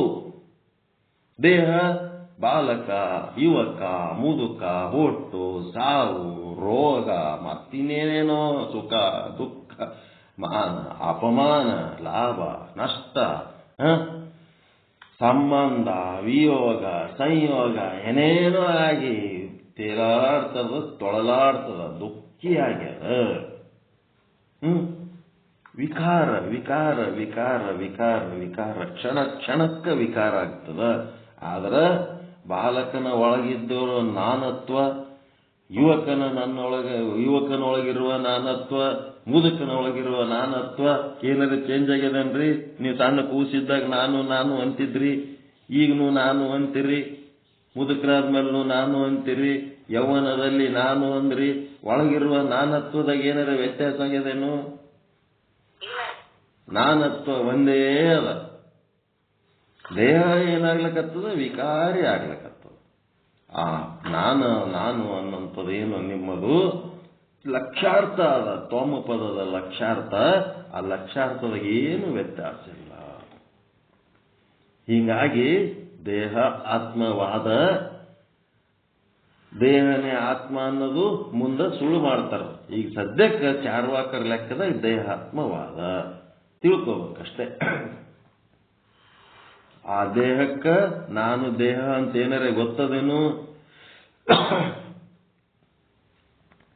ಆತ್ಮಕ್ಕೆ ನಾನು ಆತ್ಮ ಅಂತ ಗೊತ್ತದ. ದೇಹಕ್ಕೆ ನಾನು ದೇಹ ಅಂತ ಏನಾರೇ ಗೊತ್ತದೇನು? ಅದಕ್ಕ ಜಡ ಅದ. ಸ್ವಪರ ಪ್ರಜ್ಞಾ ಶೂನ್ಯ. ಹೀಗಾಗಿ ಅದು ಅಸತ್ತು, ಅಚಿತ್ತು. ಮತ್ತ ಅದು ದುಃಖ ಸ್ವರೂಪ ಆದ. ಆತ್ಮ ಆನಂದ ಸ್ವರೂಪ ಆದ, ದೇಹ ದುಃಖ ಸ್ವರೂಪ ಆದ. 365 ದಿವಸ 365 ನಖರ ಮಾಡ್ತವ. ಆ ರೋಗ, ಈ ರೋಗ, ಅದು ಕಷ್ಟ, ಇದು ಕಷ್ಟ. ಆತ್ಮ ಆನಂದ ಸ್ವರೂಪ ಆದ, ದೇಹ ದುಃಖ ಸ್ವರೂಪ ಆದ. ಆ ದುಃಖನೇ ಸುಖ ಅನ್ನಿಸ್ತದ. ಯಾರಿಗೆ ಅನ್ನಿಸ್ತದ? ಅವಿವೇಕಿಗಳಿಗೆ. ಆತ್ಮ ಅನಾತ್ಮಗಳನ್ನ ಬೇರ್ಪಡಿಸಿ ತಿಳಿದುಕೊಳ್ಳಲಿಕ್ಕೆ ಬಾರದ ಅವಿವೇಕಿಗಳಿಗೆ ದುಃಖನೇ ಸುಖ ಅನ್ನಿಸ್ತದ, ದುರ್ಗಂಧನೇ ಸುಗಂಧ ಅನ್ನಿಸ್ತದ. ಮಲಿನವೇ ಪವಿತ್ರ ಅನ್ನಿಸ್ತದ, ಅಪಮಾನವೇ ಸನ್ಮಾನ ಅನ್ನಿಸ್ತದ, ನಷ್ಟವೇ ಲಾಭ ಅನ್ನಿಸ್ತದ. ಇದಕ್ಕೇನಂತಾರ? ಸಂಸಾರ ಅಂತಾರ. ಇದೇ ಸಂಸಾರ, ಅಜ್ಞಾನದ ಸಂಸಾರ. ಇದು ದುಃಖ ರೂಪ. ಅದು ಸಂಸಾರದಾಗ ಅಲ್ಲೇನ್ ಕಾಣಿಸ್ತದ? ಅಜ್ಞಾನಿಗೆ ಅದೇ ಸುಖ ಕಂಡಂಗೆ ಕಾಣಿಸ್ತದ. ಆತ್ಮ ಆನಂದ ರೂಪ, ದೇಹ ಬ್ರಹ್ಮಾಂಡ ಪಿಂಡಾಂಡಗಳು ಇವು ದುಃಖ ರೂಪಗಳು. ಮತ್ತೆ ಅನಿತ್ಯ ಅದವು. ಬ್ರಹ್ಮಾಂಡ ಪಿಂಡಾಂಡಗಳು ಅನಿತ್ಯ ಅದವ, ಆತ್ಮ ನಿತ್ಯ ಆದ. ಮತ್ತ ದೇಹ ಒಂದು ಜಾಗದಾಗಿದ್ರೆ ಇನ್ನೊಂದು ಜಾಗದಾಗ ಇಲ್ಲ. ವ್ಯಭಿಚಾರಿ ಆದ್ರೆ ಒಂದು ಕಾಲದಲ್ಲಿ ಇದ್ದದ್ದು ಇನ್ನೊಂದು ಕಾಲದಲ್ಲಿ ಇಲ್ಲ. ಆದರೆ ಆತ್ಮ ಬ್ರಹ್ಮ ಏನದ? ಎಲ್ಲಾ ಕಾಲದಲ್ಲಿ, ಎಲ್ಲಾ ದೇಶದಲ್ಲಿ, ಎಲ್ಲಾ ವಸ್ತುಗಳಲ್ಲಿ ಓತ ಪ್ರೋತವಾಗಿ ತುಂಬಿದ್ದಕ್ಕ ಅದು ಏನದ? ಪರಿಪೂರ್ಣ. ವಿಭೂ, ಪರಿಪೂರ್ಣ, ಸರ್ವವ್ಯಾಪಕ ಪರಮಾತ್ಮ. ಅದಕ್ಕೆ ಇಲ್ಲಿ ದೇಹಾತ್ಮವಾದಿಗಳ ಒಂದು ವಿಚಾರ ತಿಳ್ಕೊಳ್ಳೋದಕ್ಕಿಂತ ಮೊದಲು ಮೂಲದಲ್ಲಿ ನೀವು ಆತ್ಮ ಅಂದ್ರೆ ಯಾವುದು, ದೇಹ ಅಂದ್ರೆ ಯಾವುದು, ದೇಹದ ಲಕ್ಷಣ ಏನು, ಆತ್ಮದ ಲಕ್ಷಣ ಏನು ತಿಳ್ಕೊಂಡು ಮುಂದೆ ಹೋಗ್ಬೇಕು. ದೇಹಾತ್ಮವಾದಿಗಳು ಅಂದ್ರೆ ದೇಹವೇ ಆತ್ಮ ಎಂದು ತಿಳಿದವರು. ಲೋಕಾಯತರು ಮತ್ತು ಚಾರ್ವಾಕರು ಇಬ್ಬರು ದೇಹಾತ್ಮವಾದಿಗಳೇ. ಲೋಕಾಯತರು ಪೃಥ್ವಿ, ಜಲ, ಅಗ್ನಿ, ವಾಯು, ಆಕಾಶ 5 ಭೂತಗಳನ್ನು ಅಂಗೀಕಾರ ಮಾಡಿರುತ್ತಾರೆ. ಆದರೆ ಚಾರ್ವಾಕರು ಆಕಾಶವನ್ನು ಗ್ರಹಣ ಮಾಡುವುದಿಲ್ಲ. ಅದರ ನಿಯಮವೇನಿದೆ ಏನೆಂದರೆ, ಅವ್ರದ್ದು ನಿಯಮ ಏನು? ಚಾರ್ವಾಕ ತತ್ವದ ನಿಯಮ ಏನಂದ್ರೆ, ನೇತ್ರಕ್ಕೆ ಗೋಚರವಾಗುವುದಷ್ಟೇ ಸತ್ಯ, ಆಕಾಶ ಕಣ್ಣಿಗೆ ಕಾಣಿಸುವುದಿಲ್ಲ. ಆದ್ದರಿಂದ ಆಕಾಶವನ್ನು ಅವರು ಒಪ್ಪುವುದಿಲ್ಲ. ಯಾರು ಪೃಥ್ವಿ, ಜಲ, ಅಗ್ನಿ, ವಾಯುಗಳೆಂಬ 4 ಭೂತಗಳನ್ನು ಒಪ್ಪಿಕೊಳ್ಳುವರೋ ಅವರನ್ನು ಚಾರ್ವಾಕರು ಎನ್ನುತ್ತಾರೆ. ಈಗ ನೀವು ನೋಡ್ಲಾರ್ದೆ ನಂಬಿರೇ ಇಲ್ಲ ಎಷ್ಟೊಂದು ವಿಷಯಗಳನ್ನ. ನಂಬಿರಿ, ನೋಡ್ಲಾರ್ದೆ ನಂಬಿರಿ. ಇಲ್ಲಿ ಚಾರ್ವಾಕ ತತ್ವದಿಂದ ಮುಂದೆ ಹೋಗಿರಿ. ಅಪ್ಪನ್ನ ಯಾರು ನೋಡಿಲ್ಲ, ಇವನೇ ನಿಮ್ಮ ಅಪ್ಪ ಅಂತೇಳಿ ತಾಯಿ ಹೇಳಿದ ಮೇಲೆ ನಂಬಿ ಸಾಯ ತನಕ ಅದರೊಳಗೆ ಎಂದರೆ ಸಂಶಯ ಪಟ್ಟಿರೇನು? ಇಲ್ಲ. ಹೆಂಗ್ ನಂಬಿರಿ? ಆದ್ರೆ ಚಾರ್ವಾಕರು ಏನಂತಾರ, ನಮ್ಮ ಅಪ್ಪನ ಕಣ್ಣಿಲಿಂತ ನೋಡಿದ್ರೆ ನಮ್ಮ ಅಪ್ಪ ಅಂತೀನಿ ಅನ್ನಂಗದ. ಇದು ತಪ್ಪ. ಚಾರ್ವಾಕರು ಇವನೇ ನಮ್ಮ ಅಪ್ಪ ಹೆಂಗ್ ಹೇಳ್ತಿ ಅಂತ ತಾಯಿ ಕೇಳದಂಗದ. ಇದು ಚಾರ್ವಾಕನ ಕತಿ. ಅದಕ್ಕೆ 4 ಭೂತಗಳು ಕಣ್ಣಿಗೆ ಕಂಡದ್ದೇ ಖರೆ, ನಾನು ನೋಡಿಲ್ಲ ಅಂದ್ರೆ ಮುಗಿತದ, ಸುಳ್ಳು, ನಮ್ಮಂಗಿಲ್ಲ ಅಂತ ನಾವು. ಇದು ಆರಂಭದಲ್ಲಿ ಹಿಂಗೆ ಅದ, ಮತ್ತೆ ಇವತ್ತಿಗೂ ಕೂಡ ಹಂಗೆ ಅದ. ನಿಮ್ ಕಣ್ಣಿಗೆ ಕಾಣ್ಲಾರ ನಂಬ್ತೀರ ನೀವು? ಕಣ್ಣಿಗೆ ನಾನು ನೋಡಿಲ್ಲ ಬಿಡಪ್ಪ ಅಂತೀರೇ ಇಲ್ಲ. ಎಷ್ಟೋ ವಿಷಯಗಳನ್ನ ಬಿಸಾಕ್ತಿರೇ ಇಲ್ಲ. ಕೆಲವೊಂದು ನಂಬಿರ್ಬೋದು. ನಿಮ್ ಕಣ್ಣಿಗೆ ಕಾಣ್ಲಾರ್ದು, ಕಿವಿಲಿಂತ ಕೇಳಲಾರ್ದು ನಿಮ್ಗೆ ಏನಾರ ಹೇಳಿದ್ರೆ ನಂಬ್ತೀರ?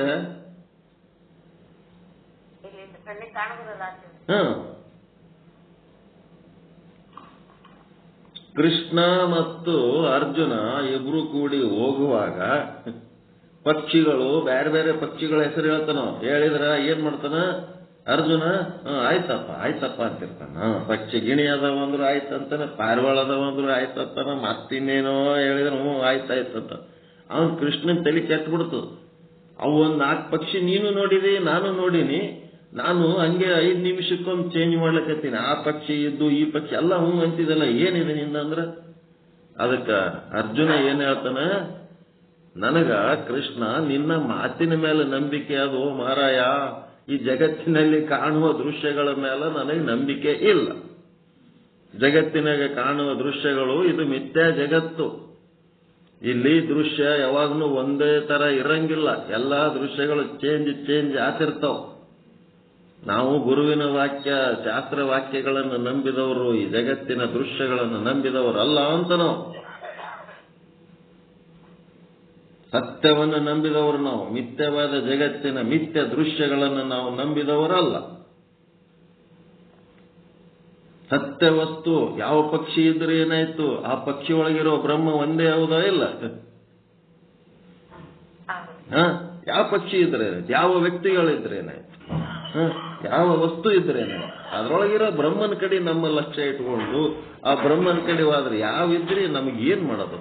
ಬುದ್ಧ ಇದ್ರೆ ತಗೊಂಡು ಏನ್ ಮಾಡೋದು, ಅಂಗುಲಿ ಮಾಲ ಇದ್ರೆ ತಗೊಂಡು ಏನ್ ಮಾಡೋದು? ಅವರಿಬ್ಬರ ಒಳಗಿರುವಂತ ಬ್ರಹ್ಮ ಚೈತನ್ಯ ಒಂದೇ ಅಲ್ಲ. ರಾವಣ ತಗೊಂಡು ಏನ್ ಮಾಡಮು, ರಾಮನ್ನ ತಗೊಂಡು ಏನ್ ಮಾಡಮು? ಹಂಗ ಇಲ್ಲೇನದ ಅದೇ ನಿಮ್ಮ ಅನುಭವ ಅಂತಂದ್ರ ಇವನು ಬುದ್ಧ, ಇವನು ಅಂಗುಲಿ ಮಾಲ ಅಂತ ಬೇರ್ಪಡಿಸಿ ತಿಳ್ಕೊಳ್ಳೋದು ಅನುಭವ.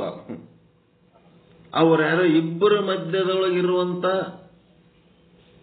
ಅವರೊಳಗೆ ಇವರೊಳಗೆ ಇಬ್ಬರೊಳಗಿರುವಂತ ಅಖಂಡ ವಸ್ತು ನಿಮ್ಮೊಳಗೂ ಆದಾಯ ಇಲ್ಲ.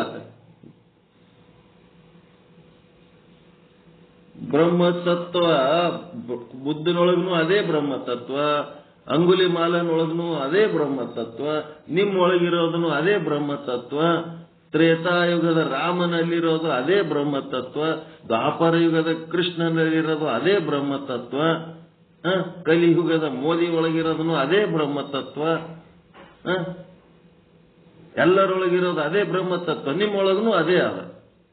ಯಾರು ಅದರ ಕಡೆ ಲಕ್ಷ್ಯ ಕೊಡ್ತಾರ, ಅರಿವಿನ ಕಡೆ ಯಾರು ಲಕ್ಷ್ಯ ಕೊಡ್ತಾರ ಅವರು ಮಹಾತ್ಮರಾಗ್ತಾರೆ. ಆ ಕಡೆ ಹರಿಬೇಕು. ಅರಿವಿನತ್ತ ಹರಿಯುವುದು, ಅರಿವಿನಲ್ಲಿ ಬೆರೆಯುವುದು, ಅರಿವಿನ ಸ್ವರೂಪವೇ ತಾನಾಗುವುದು. ಯಾರು ಅದರ ಕಡೆ ಹರಿತಾರ ಅವ್ರು ಮಹಾತ್ಮರಾಗ್ತಾರೆ, ಅವರು ಸಂತರಾಗ್ತಾರೆ, ಅವರು ಶರಣರಾಗ್ತಾರೆ. ಹಂಗಾದ್ರೆ ಏನ್ ಲಾಭ? ಪರಮಾನಂದ. ಜಗತ್ತಿನೊಳಗ ಆನಂದ, ಆತ್ಮಸುಖನೇ ದೊಡ್ಡ ಲಾಭ, ಪರಮಾನಂದನೇ ಲಾಭ. ಅದಕ್ಕಿಂತ ದೊಡ್ಡದು ಮತ್ತೇನ? ಅದಕ್ಕೆ ಇವರು ಪ್ರತ್ಯಕ್ಷ ಪ್ರಮಾಣ ಒಂದನ್ನೇ ಅಂಗೀಕಾರ ಮಾಡುತ್ತಾರೆ. ಯಾವುದು ಕಣ್ಣಿಗೆ ಪ್ರತ್ಯಕ್ಷವಾಗಿ ಗೋಚರವಾಗುತ್ತದೆಯೋ ಅದುವೇ ಇದೇ ಅಂತ ಒಪ್ಪಿಕೊಳ್ಳುತ್ತೇವೆ. ಅನ್ನೋನ ನೀವೇನ್ ತಿಳ್ಕೊತೀರಿ? ಚಾರ್ವಾಕರಂದ್ರೆ ಬಹಳ ಕೆಟ್ಟವರು, ಕೆಳಮಟ್ಟದವರು. ನಾವು ಚಾರ್ವಾಕ್ರೆ. ಯಾವಾಗ ನನ್ನ ಕಣ್ಣಿಂದ ನೋಡಿಲ್ಲ ಅಂತಂದ್ರೆ ನಾನು ನಂಬಲ್ಲ ಅಂತೇಳಿ ನೀವು ಏನರೆ ಅದನ್ನ ರಿಜೆಕ್ಟ್ ಮಾಡಿದಾಗ ನೀವು ಚಾರ್ವಾಕ್ರೆ. ನೋಡಲಿಲ್ಲ ಅಂತಂದ್ರೂ ಗುರು ವಾಕ್ಯ, ಅನುಭವಿಗಳ ವಾಕ್ಯ ನಂಬಿದ್ರಿ ಅಂತಂದ್ರೆ ಚಾರ್ವಾಕ್ರಿಂದ ಮೇಲೆ ಹೋಗಿರ್ತೀರಿ. ಎಷ್ಟೋ ವಿಷಯಗಳು ನೀವು ಇಂದ್ರಿಯಗಳ ಮೂಲಕ ಅನುಭವಿಸಲಾರದ್ದನ್ನ ನೀವು ಏನ್ ಮಾಡ್ತೀರಿ? ರಿಜೆಕ್ಟ್ ಮಾಡಿಬಿಡ್ತೀರಿ. ಆವಾಗ ನೀವು ಚಾರ್ವಾಕ್ರೇ ಆಗಿರ್ತೀರಿ. ಚಾರ್ವಾಕ್ ಅಂದ್ರೆ ಬೇರೆ ಯಾರೋ ಬಹಳ ಕೀಳು ಮಟ್ಟದ ಸಾಧಕರತ್ತ ತಿಳ್ಕೊಂಡಿವಲ್ಲ, ಹಂಗಿಲ್ಲ. ನಮ್ಮೊಳಗೆ ಚಾರ್ವಾಕತನ, ನಾವು ಚಾರ್ವಾಕರದೀವಿ. ಎಷ್ಟು ಕೆಲವೊಂದು ಪ್ರಸಂಗಗಳಲ್ಲಿ ಚಾರ್ವಾಕರಾಗ್ತೀವಿ. ಅದಿವೇ ಇಲ್ಲ, ಚಾರ್ವಾಕ ಬುದ್ಧಿ ಆದ ಇಲ್ರಿ. ಹೀಗಾಗಿ ನಾವು ಚಾರ್ವಾಕರನ್ನ ನಮ್ಮಿಂದ ಭಿನ್ನವಾಗಿ ತಿಳ್ಕೊಳ್ಳೋದೇನಿಲ್ಲ. ನಮ್ಮೊಳಗೆ ಚಾರ್ವಾಕತನ ಅದ, ಅದನ್ನ ದಾಟಿ ಹೋಗ್ಬೇಕಾಗಿದೆ. ಇದನ್ನ ಗುರುತಿಸಿಕೊಂಡು ಇದನ್ನ ದಾಟಿ ಹೋಗ್ಬೇಕಾಗದಕ್ಕೆ ಮೊದಲು ಈ ಚಾರ್ವಾಕ ಬುದ್ಧಿ ತೋರಿಸ್ಲಕತ್ತಾರ.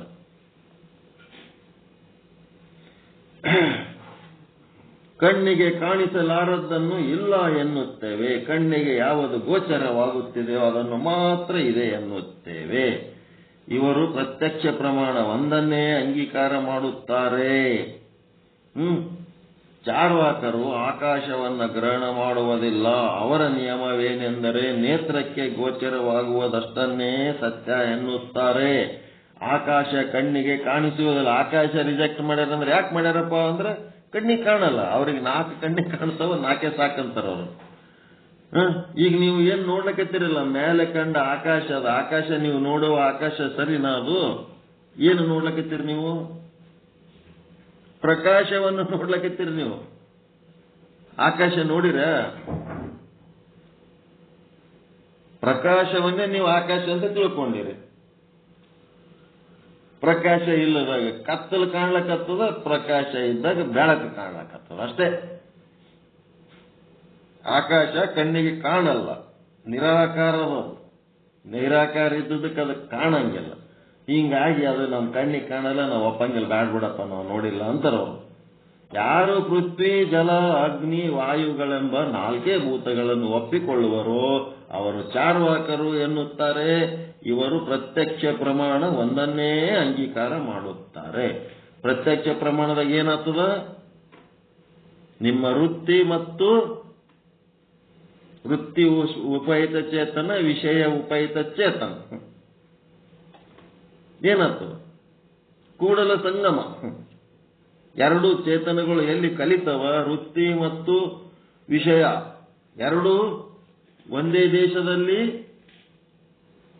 ಏನಾಗಬೇಕು? ಸ್ಥಿತವಾಗಿರುತ್ತದೆ. ವೃತ್ತಿ ಮತ್ತು ವಿಷಯ ಎರಡು ಒಂದೇ ದೇಶದಲ್ಲಿ ಸ್ಥಿತವಾಗಿದ್ದು, ವೃತ್ತಿ ಉಪಹಿತ ಚೇತನ ಮತ್ತು ವಿಷಯ ಉಪಹಿತ ಚೇತನ ಎರಡು ಕೂಡಲ ಸಂಗಮ ಆಗಿದ್ರೆ ಮಾತ್ರ ನಾವು ಅದನ್ನ ಪ್ರತ್ಯಕ್ಷ ಪ್ರಮಾಣ ಎನ್ನುತ್ತೇವೆ. ಅಷ್ಟೇ. ಈಗ ಆಕಾಶ ಹೆಂಗ್ ಗುರುತಿಸ್ತೀರಿ?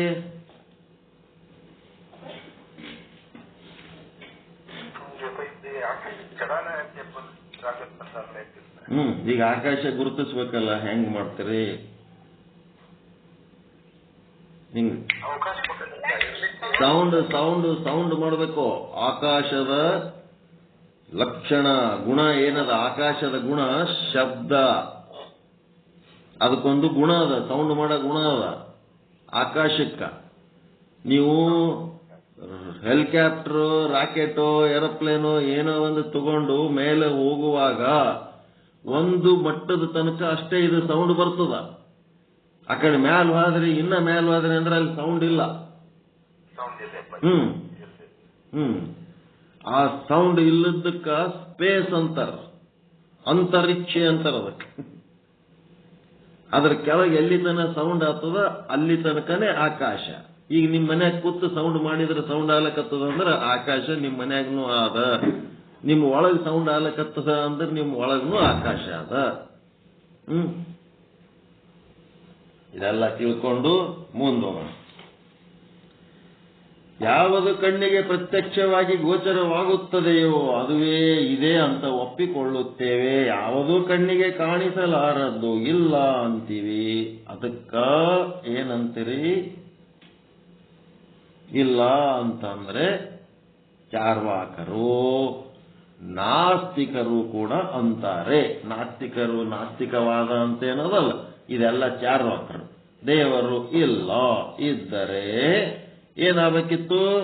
ದೇವರಂತ ಒಬ್ಬ ಇದ್ದ ಅಂದ್ರೆ ಭೇಟಿ ಆಗ್ಬೇಕಿತ್ತಪ್ಪ. ಎಲ್ಲರೇ ಸಿಗಬೇಕಿತ್ತು, ನಮ್ಗೆ ಭೇಟಿನೇ ಆಗಿಲ್ಲವ. ಹಿಂಗಾಗಿ ನಾವು ಏನದೀವಿ?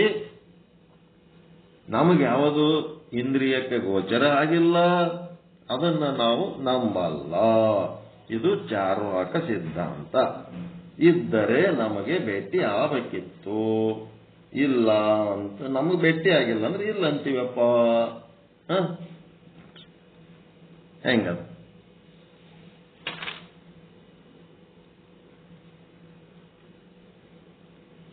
ಎಷ್ಟಾಯ್ತು ಟೈಮು? 7 ಆಯ್ತು.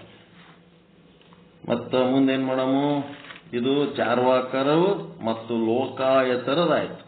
ಮುಂದೆ ಕಣಾದ ಮತ್ತು ಸುಗತ ಮಹಾಮುನಿಗಳು ಇವರೆಲ್ಲ, ಇವ್ರದ್ದು ಒಂದು ದೃಷ್ಟಾಂತಗಳು ಎಲ್ಲ ಬರ್ತಾವ. ಪ್ರತ್ಯಕ್ಷ ಪ್ರಮಾಣದ ಜೊತೆಗೆ ಒಂದು ಸ್ವಲ್ಪ ಅನುಮಾನ ಪ್ರಮಾಣ ಮುಂದಿಂದು. ಹೊಗೆ ಪ್ರತ್ಯಕ್ಷದ, ಬೆಂಕಿ ಅಪ್ರತ್ಯಕ್ಷ, ಅಗೋಚರ. ಹೌದಿಲ್ಲ?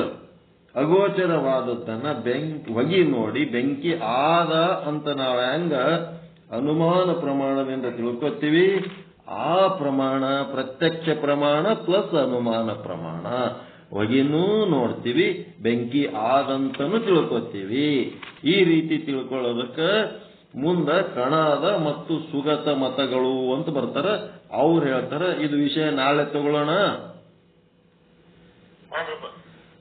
ಮತ್ತೆ ಮುಂದೆ ನೀವಿನ್ನ ಯಾರ್ಯಾರು ಮಾತನಾಡೋರು ಇರ್ತೀರಿ, ಎಲ್ಲ ಟೈಮ್ ನಾನೇ ತಗೊಂಡಂಗೆ ಆಗ್ತದೆ. ಇದು ಮತ್ತೆ ನಾಳೆ ತಗೊಳ್ಳೋಣ. ಸಾಕು. ತಿಳಿತಾ? ಇದು ಲೋಕಾಯತರು, ಚಾರ್ವಾಕರು ಮತ್ತೆ ನಿಮಗೇನು ಕಣ್ಣಿಗೆ ಕಾಣ್ತದ ಅಷ್ಟೇ ಸತ್ಯ, ನಿಮಗ್ ಕಣ್ಣಿಗೆ ಕಾಣ್ಲಾರ್ದು ಮಿಥ್ಯ. ಶಬ್ದ ಸ್ಪರ್ಶ ರೂಪ ರಸ ಗಂಧಗಳ ಪೈಕಿ ಆಕಾಶ ಕಣ್ಣಿಗೆ ಕಾಣಂಗಿಲ್ಲ. ಅದ್ಯಾಕೆ ಅವ್ರಿಗೆ ಶಬ್ದ ಕೇಳಿದ್ ಗುರುತಿಸ್ಲಿಕ್ಕೆ ಆಗಿಲ್ಲೋ ಏನೋ, ಹಿಂಗಾಗಿ ಆಕಾಶವನ್ನ ಅವರು ಗುರುತಿಸಂಗಿಲ್ಲ. ಆಕಾಶ ನಮಗೆ ಬೇಕಾಗಿಲ್ಲ. 4ನ್ನ ಹಿಡಿದಾರ, 5ನ್ನ ಹಿಡಿದವ್ರು ಯಾರು? ಲೋಕಾಯತ. ಇವರಿಬ್ಬರಿಗೆ ಏನಂತಾರೆ? ದೇಹಾತ್ಮವಾದಿಗಳು ಅಂತಾರೆ. ಭೌತಶಾಸ್ತ್ರದವರೆಲ್ಲ, ಫಿಸಿಕ್ಸ್ ಇವರೆಲ್ಲ. ಹಿಂಗಾಗಿ ಇವರಿಗೆ ಮತ್ತೇನಂತಾರ? ನಾಸ್ತಿಕರು ಕೂಡ ಅಂತಾರೆ ಅನ್ನಂಥದ್ದು ಇದು ವರ್ಣನ. ನಮ್ಮ ಗಂಗಾಧರ ಗುರುಗಳು ಇದನ್ನ ಚಂದ ಇನ್ನ ತಿಳಿಸಿ ಹೇಳ್ತಾರೆ. ನಮಗೆ ಸರಿಗೆ ಹೇಳಕ್ ಬರಲ್ಲ ಅವ್ರಂಗ, ಅವರೆಲ್ಲ ನೀಟ್ ಮಾಡಿ ತಿಳಿಸಿ ಹೇಳ್ತಾರೆ. ನಾಳೆಗೆ ಮತ್ತೊಂದು ಸಾರಿ ಚಾರ್ವಾಕರ ಪುರಾಣ ನಾಳೆ ಕೇಳ. ಒಳ್ಳೇದಾಗಲಿ. ಪರಮಾನಂದ ಪ್ರಾಪ್ತಿ ಭವ, ಸರ್ವ ದುಃಖ ನಿವೃತ್ತಿ ಭವ, ಇಷ್ಟಾರ್ಥ ಸಿದ್ಧಿರಸ್ತು, ಯಶಸ್ವಿ ಭವ ಯಶಸ್ವಿ ಭವ. ಜಯ ಶುದ್ಧ ಬ್ರಹ್ಮ, ಜಯ ಜಯ ಶುದ್ಧ ಬ್ರಹ್ಮ, ಜಯ ಶುದ್ಧ ಬ್ರಹ್ಮ, ಜಯ ಜಯ ಶುದ್ಧ ಬ್ರಹ್ಮ. ಓಂ ಶಾಂತಿ ಶಾಂತಿ ಶಾಂತಿ. ಎಲ್ಲರಿಗೂ ಒಳಿತಾಗಲಿ, ಎಲ್ಲರಿಗೂ ಶುಭವಾಗಲಿ, ಎಲ್ಲರಿಗೂ ಶರಣಾರ್ಥಿಗಳು, ಎಲ್ಲರಿಗೂ ಶರಣಾರ್ಥಿಗಳು.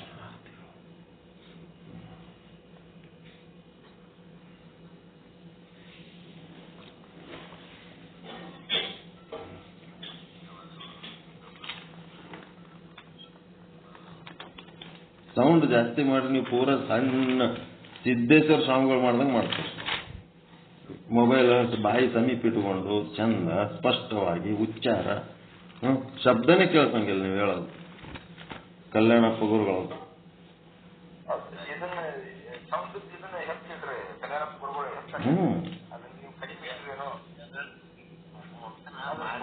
ಅವ್ರು ಹೇಳೋದೇ ಸಾವಕಾಶ ಹೇಳ್ತಾರೆ. ಉಚ್ಚಾರ ಉತ್ಸಾಹದಿಂದ ಇಷ್ಟು ಕೇಳಿದ್ಮೇಲೆ ಖುಷಿ ಆಗಿರ್ತದಲ್ಲ, ಜಬರ್ದಸ್ತ್ ಹೇಳ್ಬೇಕು, ಧ್ವನಿ ಹೊರಗೆ ಬರ್ಬೇಕು. ಕುಯ್ ಕುಯ್ ಕುಸು ಕುಸು ಕುಯ್ ಕುಯ್ ಕುಸು ಕುಸು ಮಾಡ್ತೀರ ಅಷ್ಟ್ರಾಗೆ.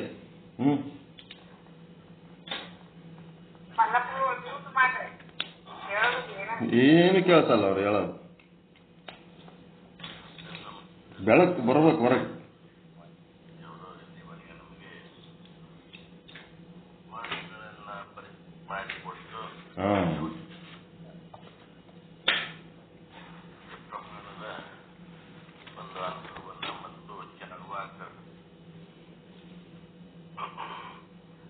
ಅವರ ಅನುಭವಗಳನ್ನು ನಮಗೆ ತಿಳಿಸಿದರು. ಯಾವಾಗಲೂ 4 ಭೂತಗಳನ್ನ ಅಂಗೀಕಾರ ಮಾಡಿದ್ದಾರೆ ಮತ್ತು ಅವರಿಗೆ ದೇಹಾತ್ಮವಾದಿಗಳಿಗೆ ಯಾವಾಗಲೂ ಅಂತಾರೆ. ಮತ್ತು ಲೋಕ, ಈ ದೇಹಾತ್ಮವಾದಿಗಳಿಗೆ ಲೋಕಾಯುತರು ಕೂಡ ಅಂತ ಕರೀತಾರೆ ಅಂತ ಒಂದು ವಿಷಯವನ್ನು ಗುರುಗಳು ನಮಗೆಲ್ಲ ತಿಳಿಸಿಕೊಟ್ರು. ಅದರಲ್ಲಿ ಮತ್ತು ಅನುಭವದ ಕುರಿತು ಕೂಡ ನಮಗೆ ಗುರುಗಳು ಹೇಳಿಕೊಟ್ರು. ಅವರಿಗೆ ಹೃತ್ಪೂರ್ವಕವಾದಂತ ಅಭಿನಂದನೆ. ನಾಸ್ತಿಕರು ಕೂಡ ಅಂತಾರ. ನಾಸ್ತಿಕರು, ಚಾರ್ವಾಕರು, ಲೋಕಾಯತರು, ದೇಹಾತ್ಮವಾದಿಗಳು, ನಾಸ್ತಿಕರು. ಒಟ್ಟು ನಮ್ಮ ಕಣ್ಣಿಗೆ ಏನ್ ಕಾಣಿಸ್ತದೋ ಅಷ್ಟೇ ನಂಬ್ತೇವೆ, ಉಳಿದು ನಮ್ಮಂಗೆ. ಕಣ್ಣಿಗೆ ಕಾಣುವುದನ್ನು ಮಾತ್ರ ಅವರು ನಂತರ ಕಣ್ಣಿಗೆ ಕಾಣಲಾರದನ್ನ ಚಾರ್ವಾಕರು, ಲೋಕಾಯುತರು, ದೇಹಾತ್ಮವಾದಿಗಳು ಅನ್ನೋ ವಿಷಯವನ್ನು ನಮಗೆಲ್ಲ ಪರಿಚಯಿಸಿದರು. ಇನ್ನು ಇದರ ಒಂದು ಭಾಗವನ್ನು ನಮ್ಮ ಜ್ಞಾನವನ್ನು ಪಡೆಯುವ ಅವರಿಗೆ ಹೃತ್ಪೂರ್ವಕವಾದಂತಹ ಅಭಿನಂದನೆಗಳು. ಈಗ ಮಧ್ಯಾಹ್ನ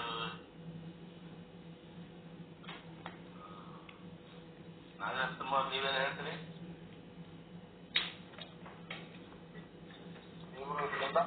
ಕೊಟ್ರಿ ಕಲ್ಯಾಣಪ್ಪಗಳು